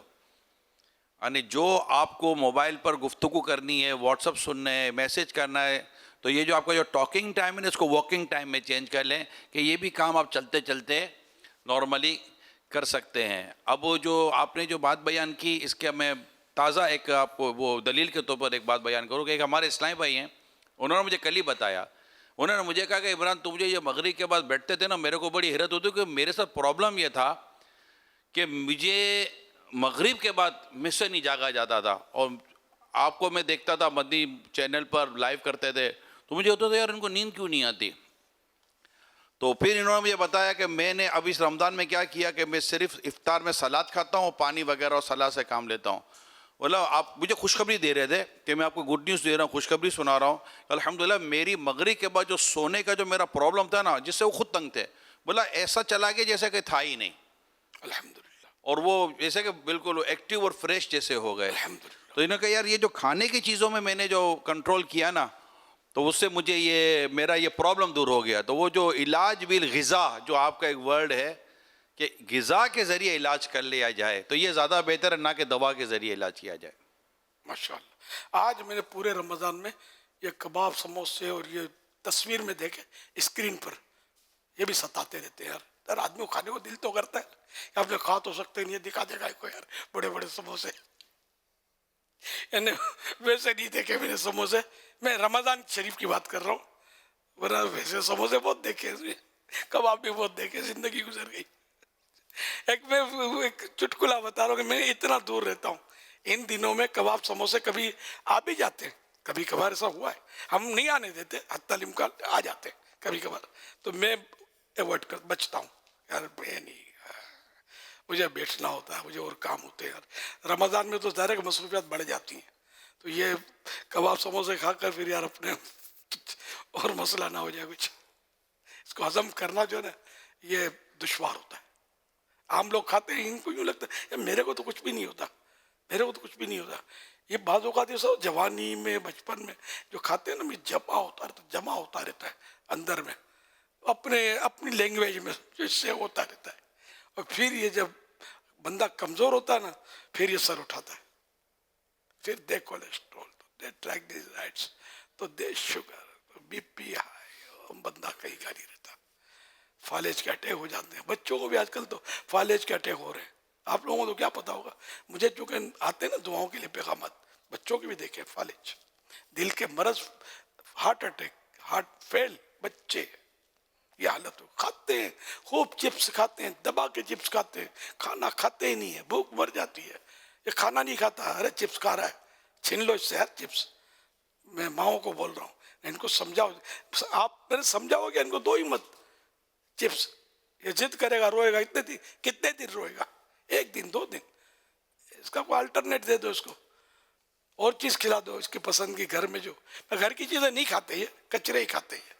چپس ہے، ٹافیاں، بالکل 3rd کلاس ٹافیاں، مطلب گولے، چاکلیٹ اور اس طرح کی چیزیں ہمارے بچے کھا رہے، بسکٹ کھا رہے ہوتے ہیں طرح طرح کے 3rd کلاس قسم کے بھی ہوتے ہیں. ہمارا معیار کم ہوتا ہے. خیر باہر کا بھی کوئی نہیں کہ صحت بخش ہو، یہ ضروری نہیں ہے، کھانا ہی نہیں ہے. چپس ہیں، یہ چاکلیٹ، ٹافیاں، یہ بڑے بھی کھاتے ہیں، بڑے بھی کھاتے ہیں، چھوڑتے نہیں ہیں. سمجھے؟ تو ان چیزوں سے بچے، اور جو گھر میں اللہ نے دیے نعمتیں وہ کھائیں، کھانا کھائیں. طاقت روٹی سے بنے گی، کھانے سے بنے گی، گوشت سے بنے گی. ان چیزوں سے طاقت آتی ہے. یہ چپس اور ٹافیوں سے طاقت چھنتی ہے، دور بھاگتی ہے، بیماریاں آتی ہیں. بچے بیمار پڑے رہتے ہیں، بولتے رہتے کہ بچہ بیمار پڑا، ابا مانتا نہیں ہے، بچہ بیمار رہتا ہے، بیمار رہتا ہے، چپس مت کھلاؤ، مانتا نہیں ہے. تو ٹھیک ہے پھر ڈاکٹر زندہ باد، وہ بھی تو دعائیں کرتا ہوگا نا کہ روزی میں برکت ملے. تو اللہ نے اگر وسعت دی ہے نا حضور، تو ان دنوں فروٹ کی طرف بھی دھیان دیں اور سبزی کھائیں، فروٹ کھائیں. تو انشاءاللہ امید ہے کہ روزے میں بھی ایک فرحت رہے گی، اور اللہ نے چاہا تو انرجی ملے گی، صحت ملے گی، اور عبادت و قوت بھی ملے گی. بے شک فروٹ کھائیں، سبزی کی عادت ڈالیں. سبزی بچے نہیں کھاتے، اب بڑے نہیں کھاتے، بچے کیا کھائیں گے؟ میں پہلے مشورہ دیے تھا، پھر دے دیتا ہوں. آپ مطلب سبزی کے اندر پکانے میں گڑ ڈال دیں. اچھا گڑ کون سا؟ یہ تیزاب سے دھلا ہوا، صاف ستھرا، چمکدار نہیں ہو، دیسی گڑ مل جاتا ہے، دیسی گڑ ڈالیں اس میں. آپ پکائیں، آپ دیکھیں بچہ کھاتا ہے، اللہ کرے گا کھائے گا. کوئی سبزی مخصوص کھا لے گا، مثلا پیٹھا آتا ہے پیلے رنگ کا، ہوتا میٹھا ہی ہے ویسے بھی، اس میں تھوڑا گڑ ڈال دیں. ٹیسٹ نہ بڑھ جائے تو مجھے کہنا. بچہ بڑا انشاءاللہ اس کو شوق سے کھائے گا، نہ کچھ سے کچھ کھا لے گا. ان چیزوں کی آپ سبزیوں میں کوئی سلیکشن کر لیں کہ یہ سبزی بچے کھاتے ہیں، بڑے کھاتے ہیں، ہمارے گھر میں یہ نہیں کھاتے، تو وہ اس طرح ترکیب ذہن بنے گا تو ہوگا نا. پھر وہ سبزی پکا لیا کریں، کھا لیا کریں. بہتر تو وہی ہے کہ سبزیاں تقریباً وہ کچی کھانا زیادہ مفید ہوتا ہے، کھائی نہیں جاتی، ٹھیک ہے نا. تو اس کو اسٹیم سے ابال لیں تو فائدہ کم ہو جائے گا، لیکن فائدہ ہوگا. یا آپ پھر پانی سے ابال لیں، فائدہ اور کم ہو جائے گا. سالن پکا کر کھائیں، فائدہ اور کم ہو جائے گا، لیکن کھائیں. پیٹ میں جانی چاہیے سبزیاں. کوئی کچی کھا لیں، کوئی ابلی بھی کھا لیں، کوئی اسٹیم. میں تو اسٹیم والی الحمدللہ میرا تقریباً معمول ہے، کدو شریف کھاتا ہوں. پہلے بھی وضاحت کی ہے میں نے کہ فوائد بھی دیکھیں اس کے. فوائد جیسے کہ حیرت انگیز فوائد، حیرت انگیز فوائد الحمدللہ ثم الحمدللہ. میں نے پروسٹیٹ گلینڈ کا پہلے آپریشن کروایا ہے، پھر بڑھ گیا، اب کیا کروں. پھر مطلب یہ کہ آخر کار بڑھتا رہا، گھٹتا رہا، جو ہوتا رہا. میں آپریشن بار بار بہت تکلیف دہ ہوتا ہے، تو ٹیسٹ وغیرہ مختلف کروائے تھے میں نے واپس بھی. پھر وہ بڑھا ہوا آیا تو پھر کسی نے مشورہ دیا، وہ کہ کسی اور ملک کا تھا، وہ بولا ہمارے یہاں تو اس طرح علاج کرتے ہیں، کدو کھاتے ہیں، اس مریض کو کدو کھلایا جاتا ہے ہم لوگ. میں نے پھر کدو شریف تو ہمارا بھی صحیح مقدس سبزی مانتے ہیں اس کو، اس لیے پیارے آقا صلی اللہ علیہ وسلم کو پسند ہے کدو شریف.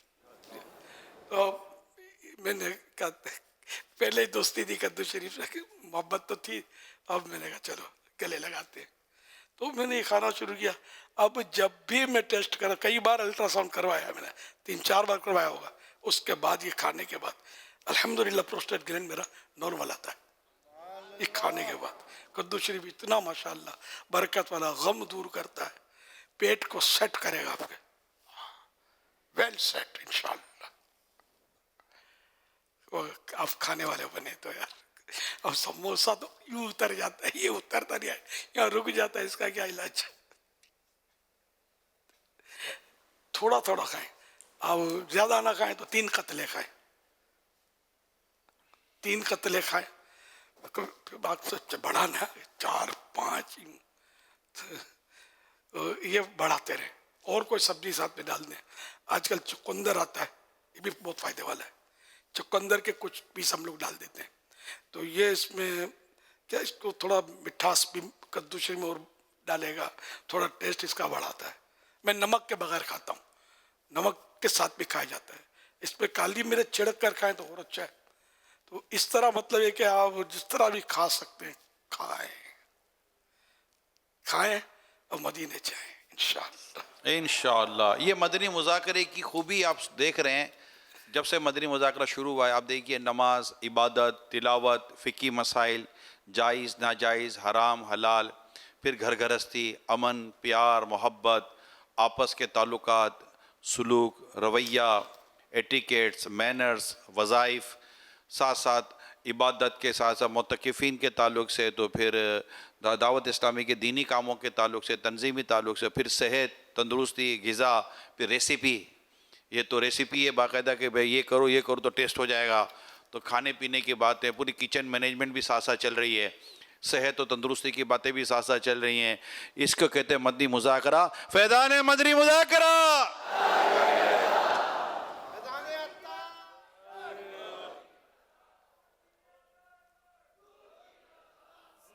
दही का इस्तेमाल हुजूर कैसा है? अगर सहरी में स्पेशली अगर दही, दूध वगैरह इस तरह का इस्तेमाल हो तो क्या आपको लगता है कि इससे भी रोज़े में भी कुव्वत मिलती है और सेहत भी अच्छी रहती है? हाँ, दही तो बहुत अच्छी, दही तो वैसे इम्यून सिस्टम भी मजबूत करती है। दही तो दोनों, हमारे यहाँ दही अल्हम्दुलिल्लाह थाल भर भर के दोनों टाइम मिल रही है ना, माशाअल्लाह। और दूध, जिसको अगर दूध, फैज़ान मदीना के मोतकिफीन की मौज लगी हुई है, कौरमा मिल रहा है, रोटियां मिल रही हैं, तो बोटियां मिल रही हैं, बिरयानियां मिल रही है, मजे हो गए। तो मोतकिफीन से दरखास्त है, इंशाल्लाह जेब में हाथ डलवाऊंगा आहिस्ता आहिस्ता, इंशाल्लाह मौका मिलेगा आपको, बोलूँगा जरा जेब में हाथ डालो। पिकनिक के लिए गए तो क्या किया था? मस्जिद में खाया था, चंदे का खाया था, पल्ले से खाया था, इस पे करोड़ों रुपए खर्चे हो रहे हैं। मैं बता दूं, मगर मजबूर नहीं करूंगा कि जेब में हाथ डाल के निकालो कुछ। तरकीब, हम लोग तरकीब देते हैं, अल्लाह के नेक बंदे आप लोगों को देते हैं, समझे। इनका हौसला सहन होता है कि ये बेचारे इबादत के लिए दूर दूर से आए, खिलाओ इनको। मैं सारे बेचारे नहीं, बात इधर उधर हो जाते, चले जाते हैं घूमने फिरने के लिए। ये देने वालों को अपने सही बात बता देना, घूमने फिरने चले जाते हैं, खाने के टाइम पे आ जाते होंगे। हाँ, 10 दिन में जो है ना, 10 दिन आखिरी इसमें नहीं जाते, पता है कि जाएंगे तो इत्तेकाफ टूट जाएगा। लेकिन मैंने समझाया तो बहुत है इनको, जाने से तो अल्लाह करेगा, तो ज़रा समझाने से फ़ायदा तो होता है, फ़ायदा हुआ होगा, मेरा यूँ गुमान है फ़ायदा हुआ होगा इंशाअल्लाह। तो जाते भी हों तो कम जाते होंगे। बता दूं कि ये पूरे माह रमज़ान का खर्चा कितना है सहरी इफ्तार का? बता दो, आज जेब में हाथ दिलवाओगे?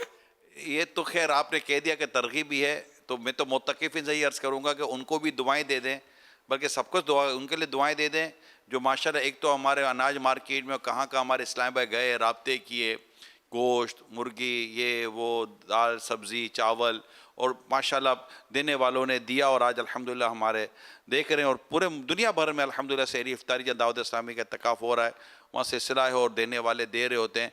आलमी मदनी मरकज़ फैज़ान मदीना का पूरे माह का अगर हमने एवरेज बनाई थी तो पूरे माह का जो खर्च है सहरी इफ्तारी का वो 10 करोड़ रुपया बनता है। 10 करोड़? जी हाँ, देखा भी नहीं है कभी यार इतना बड़ा ढेर। एवरेज है, एवरेज है रोज़ का 35 लाख रुपया, 35 लाख रोज़ का एवरेज है। जो मुत्तकिफ़ीन भी हैं, ज़ाहिर और भी हमारे इस्लाम भाई होते हैं जो खिदमत वगैरह में भी यहाँ हो रहे होते हैं। यार इतने बड़े बूटे खिलाएंगे तो पैसे तो लगेंगे ना यार। क्यों नहीं, घर में तो कभी खाया नहीं इतना बड़ा बूटा, बकरीद में खाया था, मौज लगी भी। मैं बोला ना, तो माशाअल्लाह अल्लाह का करम है कि लोग दे रहे हैं। एक वक्त था हमारे इत्तिकाफ में लोग देते थे, लेकिन ऐसे हालात पैदा हो गए थे, अब ये मस्जिद तो उस वक्त भी भरी रहती थी, पैसे देने, पार्टियां और ये थोड़े मसाइल थे, तो मुझसे मशवरा हुआ तब क्या करें यार, دعوت اسلامی جو چندہ ہے وہ زکوٰۃ کے ہیلے کے پیسے یہ کھلائیں. میں کہا نہیں یار یہ تو نہیں کھلائیں گے, ہم کو مطلب بھاگ دوڑ کرنی ہے, کوششیں کرنی ہے. تو الحمدللہ وہ نہیں چلائے ہم نے, اور اللہ کا کرم ہے مطلب تھوڑا ہاتھ پیر مارنے سے بھاگ دوڑ کرنے سے لوگ پیسے دینے والے بیٹھے, وہ دینے آنا یہ تھوڑا مشکل ہوتا ہے, لینے جانا پڑتا ہے, فوائد بتانے پڑتے ہیں, کبھی ان کو یہاں وزٹ کروانی پڑتی ہے شخصیات کو, اہل ثروت مالدار لوگوں کو, تو آنکھوں سے دیکھتے ہیں تو ان کو سکون بھی ملتا ہے کہ یار واقعی یہاں تو کام ہو رہا ہے, خرچہ کرنے کی جگہ ہے تو یار. تو یوں آپ کو بوٹیاں مل رہی ہیں, بوٹے مل رہے ہیں. حضور بالخصوص جب انہیں صاف تھال صاف کیے ہوئے منظر جب یہ دیکھتے ہیں نا کہ یار یہ ضائع نہیں ہونے دیتے, اس سے دینے والے کو جو خوشی ہوتی ہوگی نا, ایک تو کرنے والے کے لیے بھی تو چلو جو فوائد ہے, مگر دینے والے کو جو خوشی ہوتی ہوگی نا کہ یار یہ یہاں مطلب کہ صحیح سمجھ میں آتا ہے. دعوت اسلامی کا حضور ٹوٹل جامعۃ المدینہ یہ کھلانے پلانے کا جو ہمارا ہے, کیونکہ ظاہر ہے ہمارے دین کا کام کے طور پر ہی یہاں کھانے پینے کا سلسلہ ہوتا ہے, یوں ایسے تو نہیں نا صرف چل رہا ہوتا. تو صرف دعوت اسلامی کا جو اخراجات ہیں نا ماہانہ منتھلی کھلانے پلانے کے, وہ 19 کروڑ پلس ہیں monthly. 19 crore plus 19 crore plus ہیں مہینے کے, تو جس میں ہم جامعۃ المدینہ بھی شامل ہے اور دیگر ہمارے وہ ہوتے ہیں.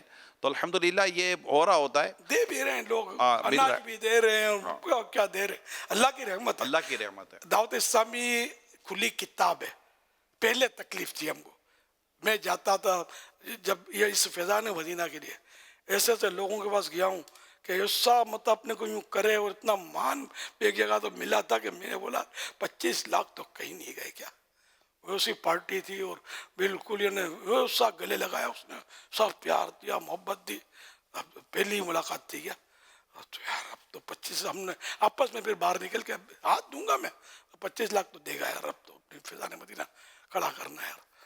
25 روپے بھی نہیں دیے, آپ کو یقین نہ آئے اس وقت 25 روپے بھی اس غریب نے دیے. وہ غریب ہی کہوں کیا کہوں, میں نے اس نے 25 روپے تک ہم کو نہیں دیے, خالی بہت بڑی بڑی باتیں ہی دی گیا. اب خالی باتوں سے تھوڑی یار عمارت کھڑی ہوتی ہے. اور ان دنوں یہ دیوانے جو ہے نا, اب میرے پاس تو اتنے تو یہ آپ لوگ تو نہیں ہوتے تھے سارے, وہ دیوانے وہ لائن ملا دور میں ہوتے تھے, تو پہلے غریب بڑے زیادہ تھے. اب بھی غریب لوگ ہی, یہ معتکفین میں مالدار شاذ و نادر ہوگا غریب, یا متوسط درمیانے. تو یہ سائیکلوں پر جاتے تھے اور روپیہ 5 روپیہ رسیدیں پھاڑتے تھے, اور اس طرح چندے کر کر کر کر کے یہ مدنی مرکز کھڑا ہوا ہے. ہاں یہ پہلا مدنی مرکز بڑی قربانیاں دے کر برسوں کے بعد اس کی تعمیر مکمل ہوئی ہے. پیسے سمجھے. اور یہ خود یہ مدنی مرکز ہم نے خریدا تھا, یہ 2.5 ایکڑ شاید جگہ ہے, اگر بھول گیا ہوں کیا. جی ہاں 2.5 ایکڑ 10,000 گز ہے. اور کتنے کا لیا بھول گیا ہوں میں, تقریباً 2.25 کروڑ روپے. ہاں 2.25 کروڑ. کوئی اب 2.25 کروڑ کا تو مکان بھی نہیں ملتا. اچھا مبالغہ کروں تو اب حالات ایسے ہو گئے. اس وقت کا 2.25 کروڑ آج یہ میرا خیال 1 ارب سے بھی زیادہ کی جگہ آئی ہے, اتنا دام بڑھ گیا. ہم لوگوں نے مطلب جوتے گھس گھس کر منتیں کر کر کے اور دیوانے بھاگ بھاگ کے 5 روپے 2 روپے رسیدیں پھاڑ پھاڑ کر خون پسینے کے سمجھو یہ عمارت یہ مدنی مرکز کھڑا ہوا ہے اللہ کی رحمت سے. اللہ کی رحمت سے اس کے بعد جب ایک چراغ جلا نا, اب جو اتنے مدنی مرکز اتنے فیضان مدینہ بن گئے دنیا میں کہ مجھے تو گنتی کبھی ملتی بھی ہے بھول جاتا ہوں کہ کتنے ہو گئے. اتنے ہو گئے, اتنے جامعات المدینہ ہو گئے, اتنے مدارس المدینہ ہو گئے, یہ گنتی بھی یاد نہیں رہتی. اللہ کی رحمت سے دین کے کام میں آدمی نکلے, اللہ پر نظر رکھے, اور اتنی برکت ہوتی ہے کہ حیرت بالائے حیرت. الحمدللہ خدا کی قسم تصور بھی نہیں تھا کہ جب بھی ہم نکلے تھے کہ یار یہ ایسا سب ہو جائے گا, تصور ہی نہیں تھا. نکلے تھے سمجھو بے سر و سامانی کا عالم تھا جس کو کہہ سکتے ہیں, لیکن اللہ نے ایسا نوازا کہ واقعی یعنی کہ خواب میں بھی ایسا سوچ ہی نہیں سکتے تھے کہ یوں ترقی اور یوں دنیا میں دھوم مچ جائے گی دعوت اسلامی کی. یہ ایسی مقبول تحریک ہے اللہ کی رحمت سے، اور اس کو چھوڑیے گا مت، اس کا حصہ بنے رہیے گا. اللہ کرے گا ہر دعوت اسلامی والا میرے رب کی رحمت سے مغفرت سے محروم نہیں رہے گا انشاءاللہ. اللہ کی رحمت کے بھروسے میں کہہ رہا ہوں، اللہ کی رحمت کے بھروسے، اور مجھے بھی اللہ بخش دے گا. اللہ کی رحمت ہم مسلمان ہیں، یہ اہل ایمان ہیں اللہ کی رحمت سے، اور ہم رب کی رضا کے لیے، اس کے پیارے حبیب کو خوش کرنے کے لیے ہم نکلے کہ کسی طرح اس کے بندے گناہ چھوڑ کر مسجد آ جائیں. ہم رب کی بارگاہ عظمت سے بچھڑے ہوں کو رب کی بارگاہ میں جھکانے کی کوشش کر رہے ہیں کہ آ جائیں، آ جائیں، آ جاؤ، آ جاؤ. دعوت اسلامی آپ کی آ جاؤ اور اس میں شامل ہو جاؤ. انشاءاللہ دنیا کا بھی سکون ملے گا اور قبر کا بھی چین ملے گا اور آخرت میں بھی راحت نصیب ہوگی انشاءاللہ، اور جنت کی نعمتیں بھی ملیں گی انشاءاللہ الکریم. یہ سب اللہ کی رحمت سے ہوگا، میرے کہنے کا کچھ بھی نہیں ہے، ہوگا اللہ کی رحمت سے. اور رب کی رحمت بہت بڑی ہے. رمضان کا عشرہ رحمت ہے، اس وقت رحمت کی چماچم بارش ہے اور رات کا بھی کافی حصہ گزر چکا ہے. پچھلی راتیں رحمت رب دی کرے بلند آوازہ، بخشش منگن والیاں کارن کھلا ہے دروازہ. انشاءاللہ جو مانگیں گے عطا ہوگا انشاءاللہ. کہ ہر دعوت اسلامی والا اور والی جو ہے، جو آئندہ آئے گا، اے اللہ پاک ان سب کی فائنل مغفرت فرما. آمین آمین. یہ میں دعا کرتا ہوں ان سب کے صدقے مجھ گناہگاروں کے سردار کو بھی فائنل بخش دے. حتمی مغفرت سنا ہوگا، فائنل. بے سبب بے حساب اللہ کریم ہم کو بخش دے، بس بیڑا پار ہے. تو بے حساب بخش کے ہیں بے شمار جرم، دیتا ہوں واسطہ تجھے شاہ حجاز کا صلی اللہ تعالی علیہ وآلہ وسلم. کبھی بھی میری دعوت اسلامی کو چھوڑنا مت. چھوڑو گے تو سمجھ اس وقت ہو سکتا نہ بھی پڑے، لیکن شاید آپ بہت بڑا نقصان کر دو گے. بعضوں کو بعد میں بہت احساس بھی دیکھا ہے، ندامت بھی دیکھی ہے کہ یار ہم بہت دور چلے گئے، اب واپسی کیسے ہو. وہ عمل چھوٹ جاتا ہے. ماحول میں جو عمل ہوتا ہے نا، وہ الگ تھلگ ہونے سے فرق پڑ جاتا ہے. ادھر ادھر جانا نہیں ہے، صرف دعوت اسلامی اسی کا اسی کے ہو کے رہنا. آپ کو انشاءاللہ آپ کو سب کچھ یہاں ملے گا. کم ہی کیا کہ ادھر بھاگتے ادھر جھانکتے ادھر دوڑتے ہو. کیا چاہیے آپ کو یار؟ دعوت اسلامی میں کیا نہیں ہے؟ نمازیں مل رہی ہیں، روزے مل رہے ہیں، سنتیں مل رہی ہیں، پیار مل رہا ہے، محبتیں مل رہی ہیں، عشق رسول کے بھر بھر کر جام پینے کو مل رہے ہیں. اور کیا چاہیے یار آپ کو؟ جو ادھر ادھر دوڑتے ہیں بھاگتے ہیں، کہیں نہ جائیں. دعوت اسلامی کے ساتھ رہیں، دعوت اسلامی کو لے کے چلتے رہیں. انشاءاللہ مدینہ مدینہ ہو جائے گا انشاءاللہ. اللہ کریم میرے کہے کہ آمین آمین آمین آمین یا رب العالمین. پچھلے دنوں یہ حضور یہی موضوع ہم ڈسکس کر رہے تھے پنجاب کے سفر میں. حاجی شاہد اور ہم کچھ اراکین شورا ساتھ یہی فیضان مدینہ کی بات ہو رہی تھی. کسی نے مطلب اطلاع ملی تھی کہ کراچی میں ہی 2 جگہیں مسجد کے لیے لی تھی ہمارے خدام المساجد والوں نے، اور اس کی قیمت 45 کروڑ روپیز بنتی تھی 2 جگہوں کی. اور وہ پھر عبدالحبیب بھائی نے تھوڑے عرصے پہلے بتایا تھا کہ ویمبلے لندن میں ہمارے اسلام بھائی نے جو جگہ لی تھی وہ تقریباً 1 ارب 70 کروڑ روپے کی جگہ تھی جو اسلام بھائی نے مسجد مدنی مرکز کے لیے لی.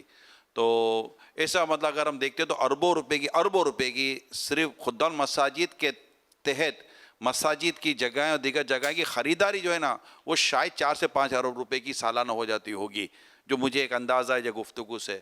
اور ایک وقت یہ تھا کہ اس فیضان مدینہ کے لیے جو آپ فرماتے رہتے اور ہم نے سنا ہے، مجھے یاد ہے کہ جب میں نیا دعوت اسلامی میں آیا تھا تو گلزار مسجد میں اجتماع ہوتا تھا اور ہم باہر اپنے علاقے کا اسٹال لگاتے تھے بستہ، اور اس پر بیٹھ کر فیضان مدینہ کے لیے چندہ کرتے تھے.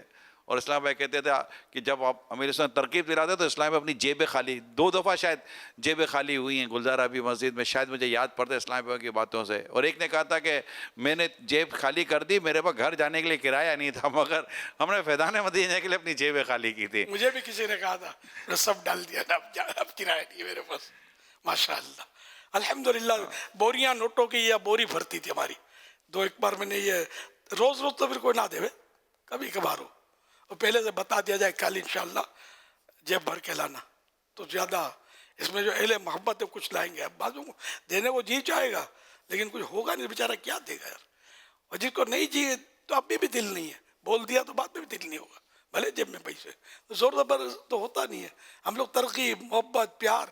تو میں بولتا تھا اور لوگ یار اسلامی بہنوں نے بھی کوئی پیچھے ارے بھائی سونے کے یہ اور کنگن اور چوڑیاں اور زیورات بھی انہوں نے بہت دیے ہیں ماشاء اللہ, اور اسلامی بہنوں نے پیسے بھی دیے اپنی حیثیت کے مطابق. ظاہر ہے یہ عام طور پر ان کے پاس اتنی رقمیں نہیں ہوتی, لیکن دیا اسلامی بہنوں کا, اس میں یہ نہیں کہہ سکتے, ان کو بلا نہیں سکتے, ان کے حصے ہیں اس میں. فیضان مدینہ یا دعوت اسلامی کے دینی کام یا جہاں جہاں تعمیرات ہوتی ہیں ماشاء اللہ ان کے بھی حصے ہوتے ہیں. حالانکہ فیضان مدینہ میں یہ بیچاریاں نہیں آتی, نہ یہ نماز پڑھ سکتی ہیں اس میں, لیکن دیتی ہیں. اللہ کی شان ہے. حضور اب کچھ ایسے سرمایہ دار بھی ہیں جو اس کام میں بالکل اس وقت بھی پیش تھے, آج بھی پیش ہیں. میں ایک سے دعوت اسلامی کے لیے ڈونیشن لیا, حضور تقریباً میں کہہ سکتا ہوں 5 کروڑ کا ڈونیشن دیا ہوگا انہوں نے, ابھی حال کی بات ہے. تو پھر مجھے کہا کہ عمران مسجد کے لیے کوئی ترکیب بناؤ نا. تو میں نے خود المساجد والوں سے رابطہ کیا ترغیب کے لیے. اسلام بھائی آپ بھی سنیے گا. تو انہوں نے فون پر ہی ہم نے رابطہ کیا, بات چیت ہو رہی تھی. تو ہمارے اسلامیہ نے پوچھا ہوگا کہ کتنے تک کی یہ بنا لیں گے, پلاٹ ہم دے دیں گے. تو ان کا ہوگا 50, 60, 70 لاکھ روپے کی کر لیں گے. تو میں نے کہا کتنے تک کی آپ کا ذہن ہے؟ کہا 5 کروڑ میں بن جائے تو انشاءاللہ ہم کر لیں گے. تو مجھے اتنی خوشی. اچھا یہ میری بات ہو رہی ہے حضور. کہاں تھے یار جب ہم 2 روپے 5 روپے جمع کرتے تھے؟ حضور یہ اسی کا صدقہ ہے. حضور یہ اسی کا صدقہ ہے جو آپ جو جمع کرتے تھے نا, یہ اسی کا صدقہ ہے. آپ کو یاد ہوگا خدا بولنے کا موقع نہیں ملا, مجھے سیدوں کا صدقہ لگ رہا ہے جی کہ میں آپ کو اوپننگ تو میں ہی کرتا ہوں نا, ظاہر میں نہیں کروں گا. اس کی افتتاح جو اس کا اوپننگ سیریمنی کیا بولتے ہیں, سنگ بنیاد. میں نے کہا 12 سید زادے ڈھونڈو, چھوٹے چھوٹے بچے 12, میں ان سے سنگ بنیاد رکھواؤں گا. اور وہ ڈھونڈ کے ان دنوں تو ڈھونڈنا بھی تو تھا نا, کام تھا. اب اس وقت 50 سید صاحب کھڑے ہو جائیں گے شاید کام میں. تو 12 بھی شاید پتہ نہیں پورے ہوئے کہ نہیں ہوئے, پورا یاد نہیں ہے. حاجی رضا کو یاد ہے, حالانکہ چھوٹے تھے, آپ سے اچھا گا. تو کچھ یعنی کہ بچے تلاش کیے گئے, مدنی منع سید زادے, اور ان سے ہم نے مطلب سنگ بنیاد رکھوایا تھا. الحمدللہ. تو کیا پتہ یار ان کی برکتوں سے سیدوں, اور سید بھی چھوٹے چھوٹے بچے, تو ان کی برکتوں سے یہ ایک بنا اور پھر دھوم مچ گئی. آج کی تاریخ کی اگر ہم بات کریں, یعنی کہ اس وقت مارچ 2025, اس وقت دنیا بھر میں پاکستان سمیت دعوت اسلامی کے 1000 سے زیادہ صرف فیضان مدینہ ہیں. اللہ اللہ, 1000 سے زیادہ ہو گئے. 1000 سے زیادہ فیضان مدینہ. اور خدام المساجد کے تحت دعوت اسلامی نے, جو اسلامی بھائیوں نے آپس میں مل کر اس وقت 7000 سے زیادہ مساجد بنا لی ہیں. سبحان اللہ. اور یہ سلسلہ الحمدللہ جاری ہے, اللہ نے چاہا تو جاری رہے گا.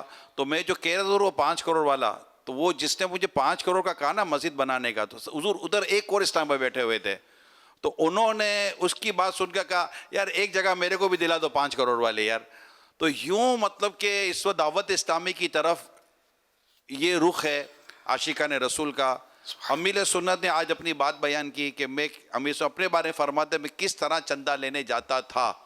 آج صرف میں ان سے ڈائریکٹ بات کر رہا ہوں کہ جو دعوت اسلامی والے ہیں, اسلامی بھائی اسلامی بہنیں, جو کہتے ہیں کہ یار ہم سے چندہ نہیں ہوتا, یار ہم چندہ نہیں کر سکتے, ہمیں شرم آتی ہے, صرف میں ان سے ڈائریکٹلی بات کر رہا ہوں, مہربانی کریں. جب خرچ کرنے والے ہاتھ زیادہ اور کمانے والے آمدنی والے ہاتھ کم ہو جائے نا, تو پھر مسائل پیدا ہو سکتے ہیں. اگر ہر دعوت اسلامی والا اور والی اس ڈونیشن کی جو تحریک, جو سال میں پورا سال تو نہیں ہوتی, اگر اپنا حصہ ملائے, ڈونیشن کریں, چندہ کریں, اپنا بھی دیں اور لے کر بھی آئیں, تو آپ یقین مانیں دعوت اسلامی آج اتنی ترقی کری نا, اس سے اور زیادہ ترقی کرے گی انشاءاللہ. پہلے جیسے ہم لوگ چندہ کرتے تھے نا, ہمارے بارے میں لوگوں کو وسوسے آتے ہوں گے, پتہ نہیں مولانا مسجد بنائے گا کہ کھا جائے گا. ظاہر کہ میرا اتنا تو شہرت نہیں تھی نا, تو بھروسہ نہیں کرتے ہوں گے, اس لیے پیار دے دیتے تھے. لیکن ویسے یہ ایک کیس تو میں نے آپ کو سنا, دوسرے بھی اکا دکا مجھے یاد آ رہے ہیں کہ باتیں بہت میٹھی میٹھی کی, دیا کچھ بھی نہیں دیتے. شاید یہ ان کو بھروسہ نہیں آتا ہوگا, اور یہ بھی ہو سکتا ہے. تو اب دعوت اسلامی کھلی کتاب ہے, اب تعارف بھی کرانے کی کوئی خاص ضرورت نہیں ہے. اب اگر اس طرح ہمت کریں نا, تو ابھی ان کے اوپر چھتری ہے یار. ہم لوگ ہیں نا آپ کے پاس یار, عمر پہ تو بڑا ہوں تو بڑوں کی چھتری ہوتی ہے نا, میرے پر کوئی چھتری نہیں تھی یار, ہم اکیلے اکیلے ہی تھے, اور چھوکرے تھے بیچارے جو وہ تو غریب بڑے, کوئی اپروچ نہیں, کوئی سورس نہیں. یوں بہرحال پارٹیوں سے بھی کانٹیکٹ ہوئے ہیں, پارٹیاں بھی کچھ نہ کچھ تو ایسی ہوتی تھی جو ہم سے دعوت اسلامی سے اور کچھ نہ کچھ ترکیب بنی تھی کہ دعوت اسلامی تو لائٹ میں تھی, لیکن جو آج صورت ہے وہ صورت اس وقت ظاہر نہیں تھی. دیر بہت لگی تھی بننے میں, پیسوں کے لیے بہت محنت کرنی پڑی تھی جمع کرنے میں.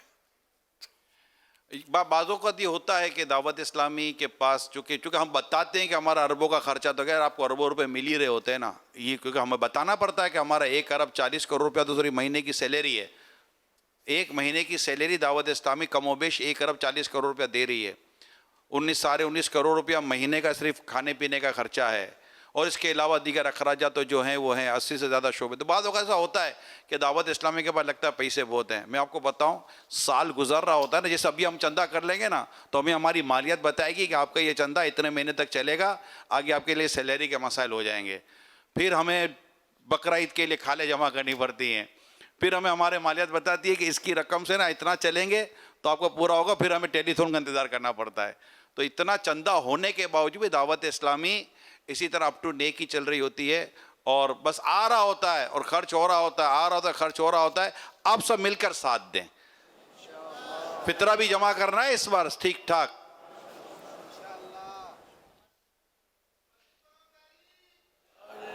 صلو علی الحبیب صلی اللہ علی محمد. فرمانے آخری نبی صلی اللہ علیہ وسلم, سحری کرو کیونکہ سحری میں برکت ہے. صلو علی الحبیب صلی اللہ علی محمد. فرمان آخری نبی صلی اللہ تعالی علیہ وآلہ وسلم, لا الہ الا اللہ الحلیم الکریم, سبحان اللہ رب السماوات السبع و رب العرش العظیم. جس نے 3 مرتبہ پڑھا تو اس نے گویا شب قدر حاصل کر لی. آئیے مل کے پڑھتے ہیں. سبحانک اللہم لا الہ الا اللہ, لا الہ الا اللہ, لا الہ الا اللہ لا الہ الا اللہ, الحلیم الکریم, الحلیم الکریم, سبحان اللہ سبحان اللہ رب السماوات رب السماوات السبع السبع ورب العرش العظیم. رب العرش العظیم, سبحان اللہ, لا الہ الا اللہ لا الہ الا الحلیم الکریم, الحلیم الکریم, سبحان اللہ سبحان اللہ رب السماوات رب السماوات السبع السبع ورب العرش العظیم. رب العرش العظیم, لا الہ الا اللہ لا الہ الا اللہ الحلیم الکریم, الحلیم الکریم, سبحان اللہ سبحان اللہ رب السماوات رب السماوات السبع السبع ورب العرش العظیم. رب العرش العظیم. صلو علی الحبیب صلی اللہ علی محمد. اللہم سلمنی من رمضان وسلم رمضان لی وسلمہ منی. صلو علی الحبیب صلی اللہ علی محمد. حضرت سیدنا عبداللہ بن عمرو بن عاص رضی اللہ عنہما فرماتے ہیں, جو یہ دعا کسی مجلس سے اٹھتے وقت 3 مرتبہ پڑھے تو اس کی خطائیں مٹا دی جاتی ہیں, اور جو مجلس خیر و مجلس ذکر میں پڑھے تو اس کے لیے خیر یعنی بھلائی پر مول لگا دی جائے گی. آئیے مل کے پڑھتے ہیں.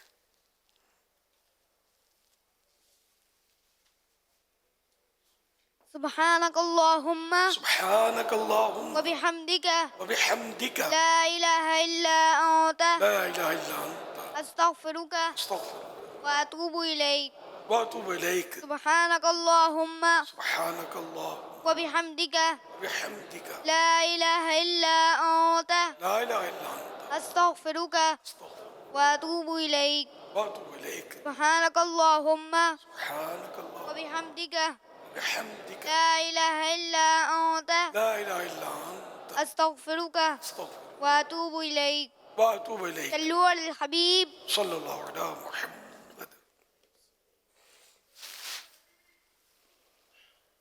بلال بھائی ماشاءاللہ ہم نے سنا رمضان المبارک میں آپ نے مسلمانوں کے لیے ڈسکاؤنٹ لگایا ہے, کیوں لگایا؟ امیر اہل سنت کے فرمان پہ 5% ڈسکاؤنٹ لگایا. مثلاً کیا کیا ہے اس میں؟ آٹا ہے, گھی, تیل, دالیں اور بہت سی ضرورت چیزیں ہیں, ان سب پہ لگایا ہوا ہے. یہ جو پیکج بنواتے ہیں غریبوں کو جو بانٹتے ہیں ان کے لیے بھی خصوصی ڈسکاؤنٹ 10% ہم نے آف دیا ہوا ہے. 5%, 10%, 15% جتنا ہم سے ہوگا انشاءاللہ ہم تعاون کریں گے. جیسا کہ دعوت اسلامی کے بانی امیر اہل سنت نے کہا ہے کہ غریب عوام کے لیے اس مہنگائی کے دور میں رمضان میں ریلیف دینا ہے، تو امیر اہل سنت کے کہنے کے مطابق ہم لوگ کوشش کرتے ہیں کہ عوام کو ریلیف دیے جائے. جیسے سے ہم لوگ مخصوص آئٹم رمضانوں میں استعمال ہوتا ہے، کھجور ہے، بیسن ہے، جو مارکیٹ ریٹ چل رہا ہے اس سے ہم کوشش کرتے ہیں لوگوں کو ڈسکاؤنٹ کر کے دیں. اس کے علاوہ کوالٹی کو بھی ترتیب دیتا ہوں کہ اچھی سے اچھی چیز دیں ہم عوام کو.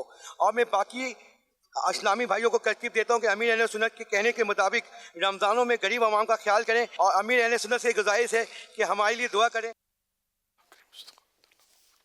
ماشاءاللہ.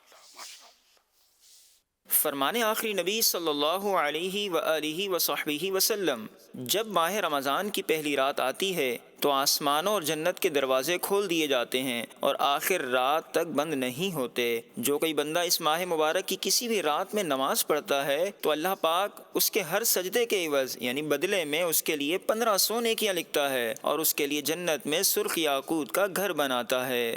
رمضان رمضان رمضان رمضان ماہ غفران ماہ غفران ماہ غفران ماہ رمضان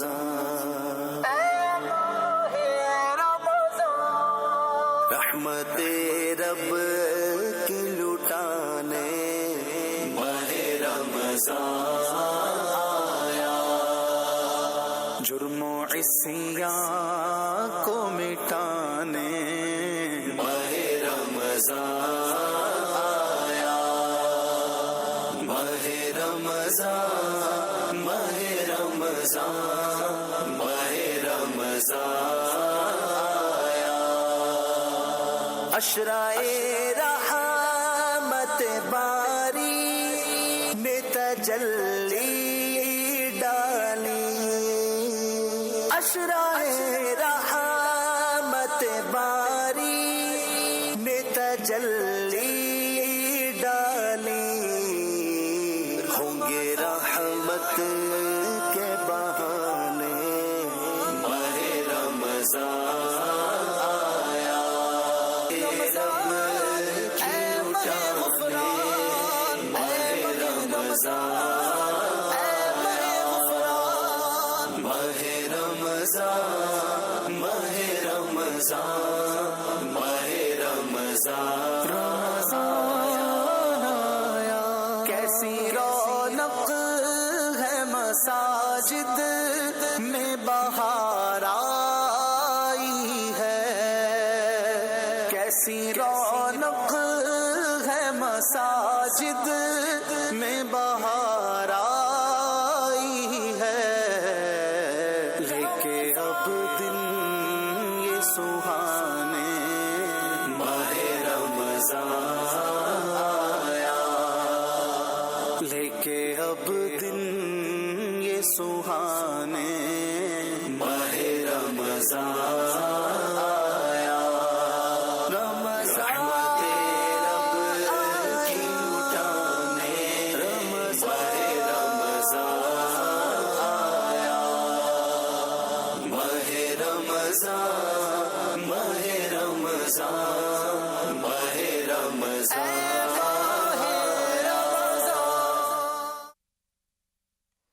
ماشاء اللہ. مدنی چینل کے ناظرین، زکوٰۃ کے مسائل اور اس کے احکام کے حوالے سے دارالفتہ اہل سنت کی بہترین کاوش فتاوی اہل سنت احکام زکوٰۃ، اس میں آپ کیا کیا پڑھ سکیں گے، آئیے دیکھتے ہیں. سال کے اختتام پر زکوٰۃ کی ادائیگی کا حساب ہمارے لیے ایک مشکل مرحلہ ہوتا ہے اور اس وقت ہمارے ذہنوں میں کئی طرح کے سوالات آتے ہیں، جیسے زکوٰۃ کن چیزوں پر نکلے گی اور کن پر نہیں، سونا چاندی، کیش اور مال تجارت، مختلف اقسام کی چیزوں پر ایک ساتھ زکوٰۃ کیسے نکلے گی، پچھلے سال کی زکوٰۃ اگر ڈیو ہے تو اس کی ادائیگی کس طرح ہوگی. اس طرح کے بہت سے سوالات اور زکوٰۃ سے متعلق دیگر اہم موضوعات پر دارالفتہ اہل سنت کی طرف سے دیے گئے تحقیقی فتاوی جات پر مشتمل کتاب فتاوی اہل سنت احکام زکوٰۃ آپ کے پیش خدمت ہے. ابھی حاصل کیجئے، گھر بیٹھے آرڈر کرنے کے لیے آج ہی رابطہ کریں. مدنی مذاکرہ مدنی مذاکرہ ماشاء اللہ ماشاء اللہ علم و ادب کا سلسلہ مدنی مذاکرہ، عطار کی علمی ضیاء مدنی مذاکرہ.